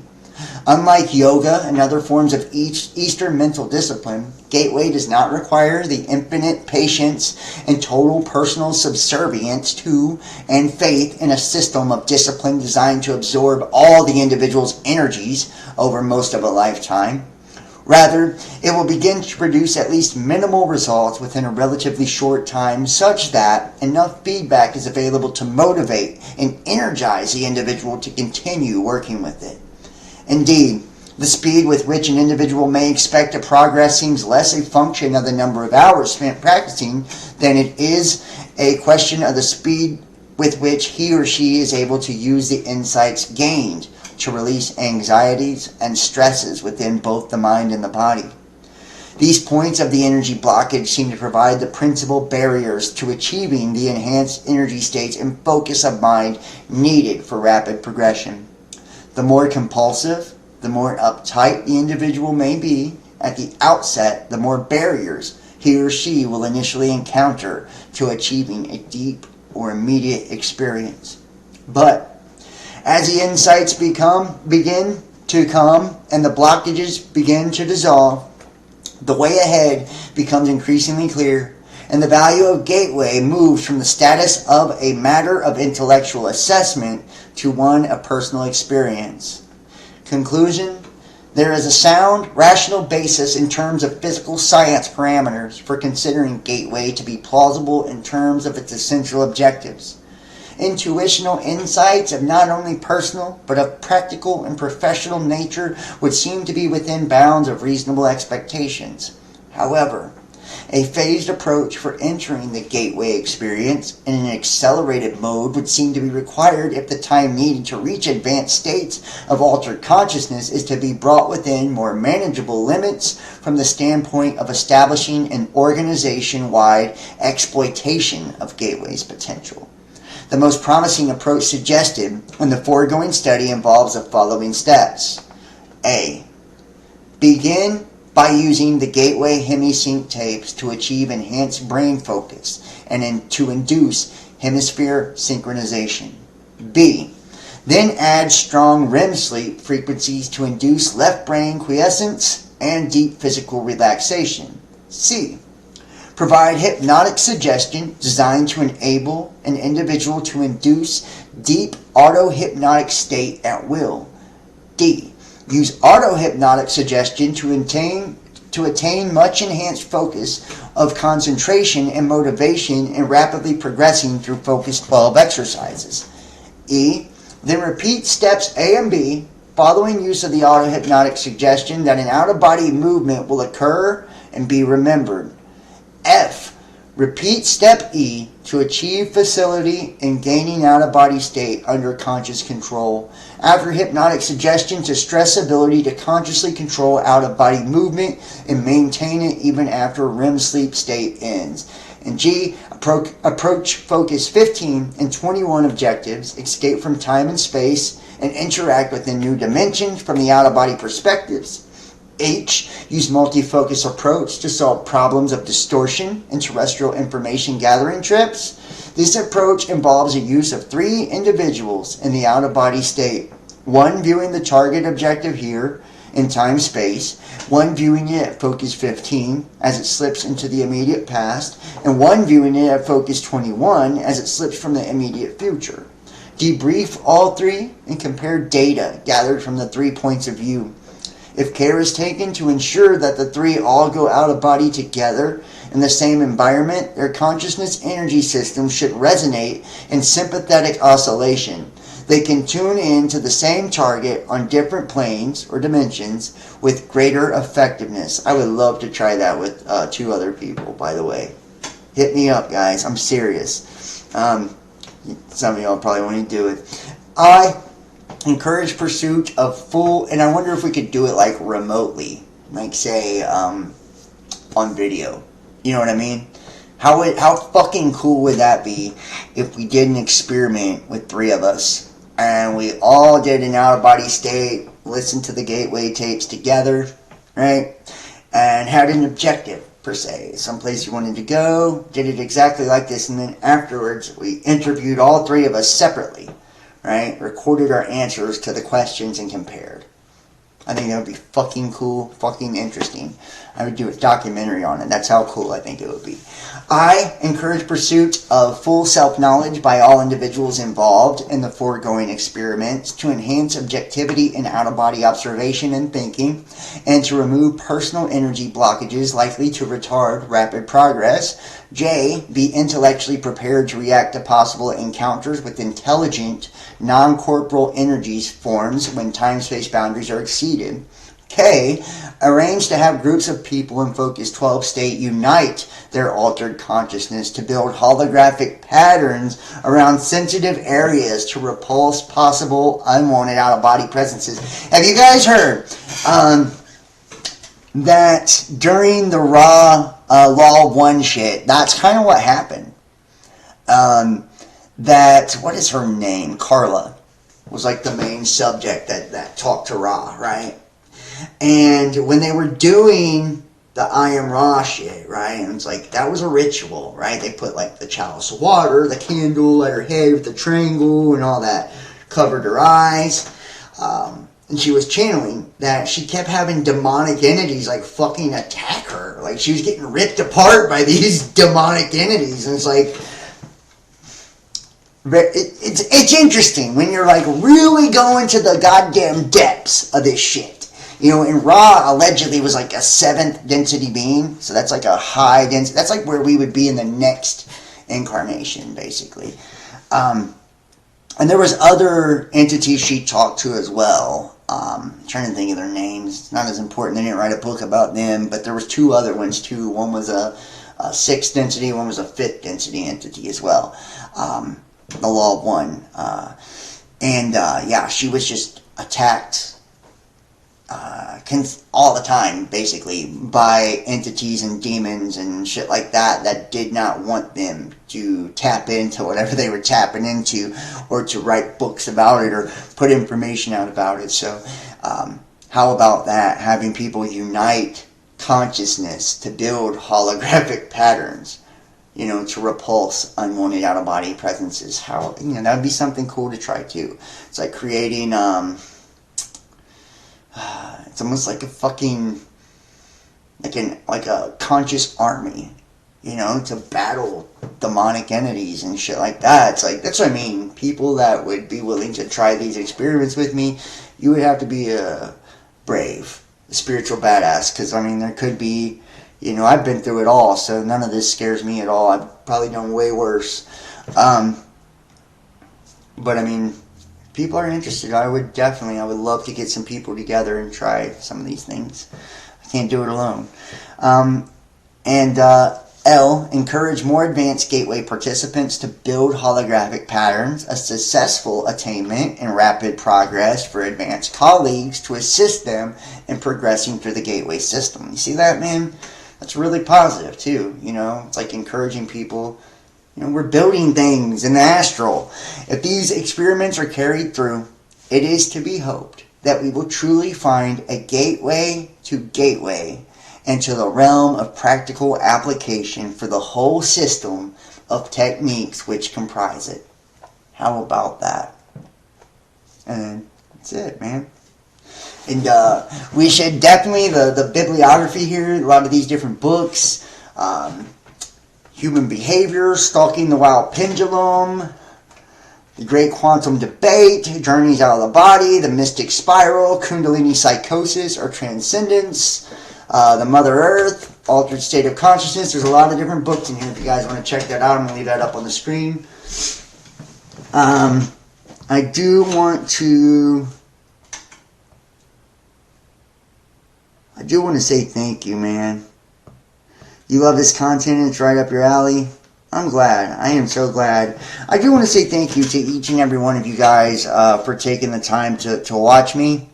If anybody's got any questions or anything, I don't know how much I'd be able to answer for you, but I would definitely, I'll take any questions. If you guys want to ask any, I'll answer them, to the best of my knowledge or ability. If you guys are interested, I will do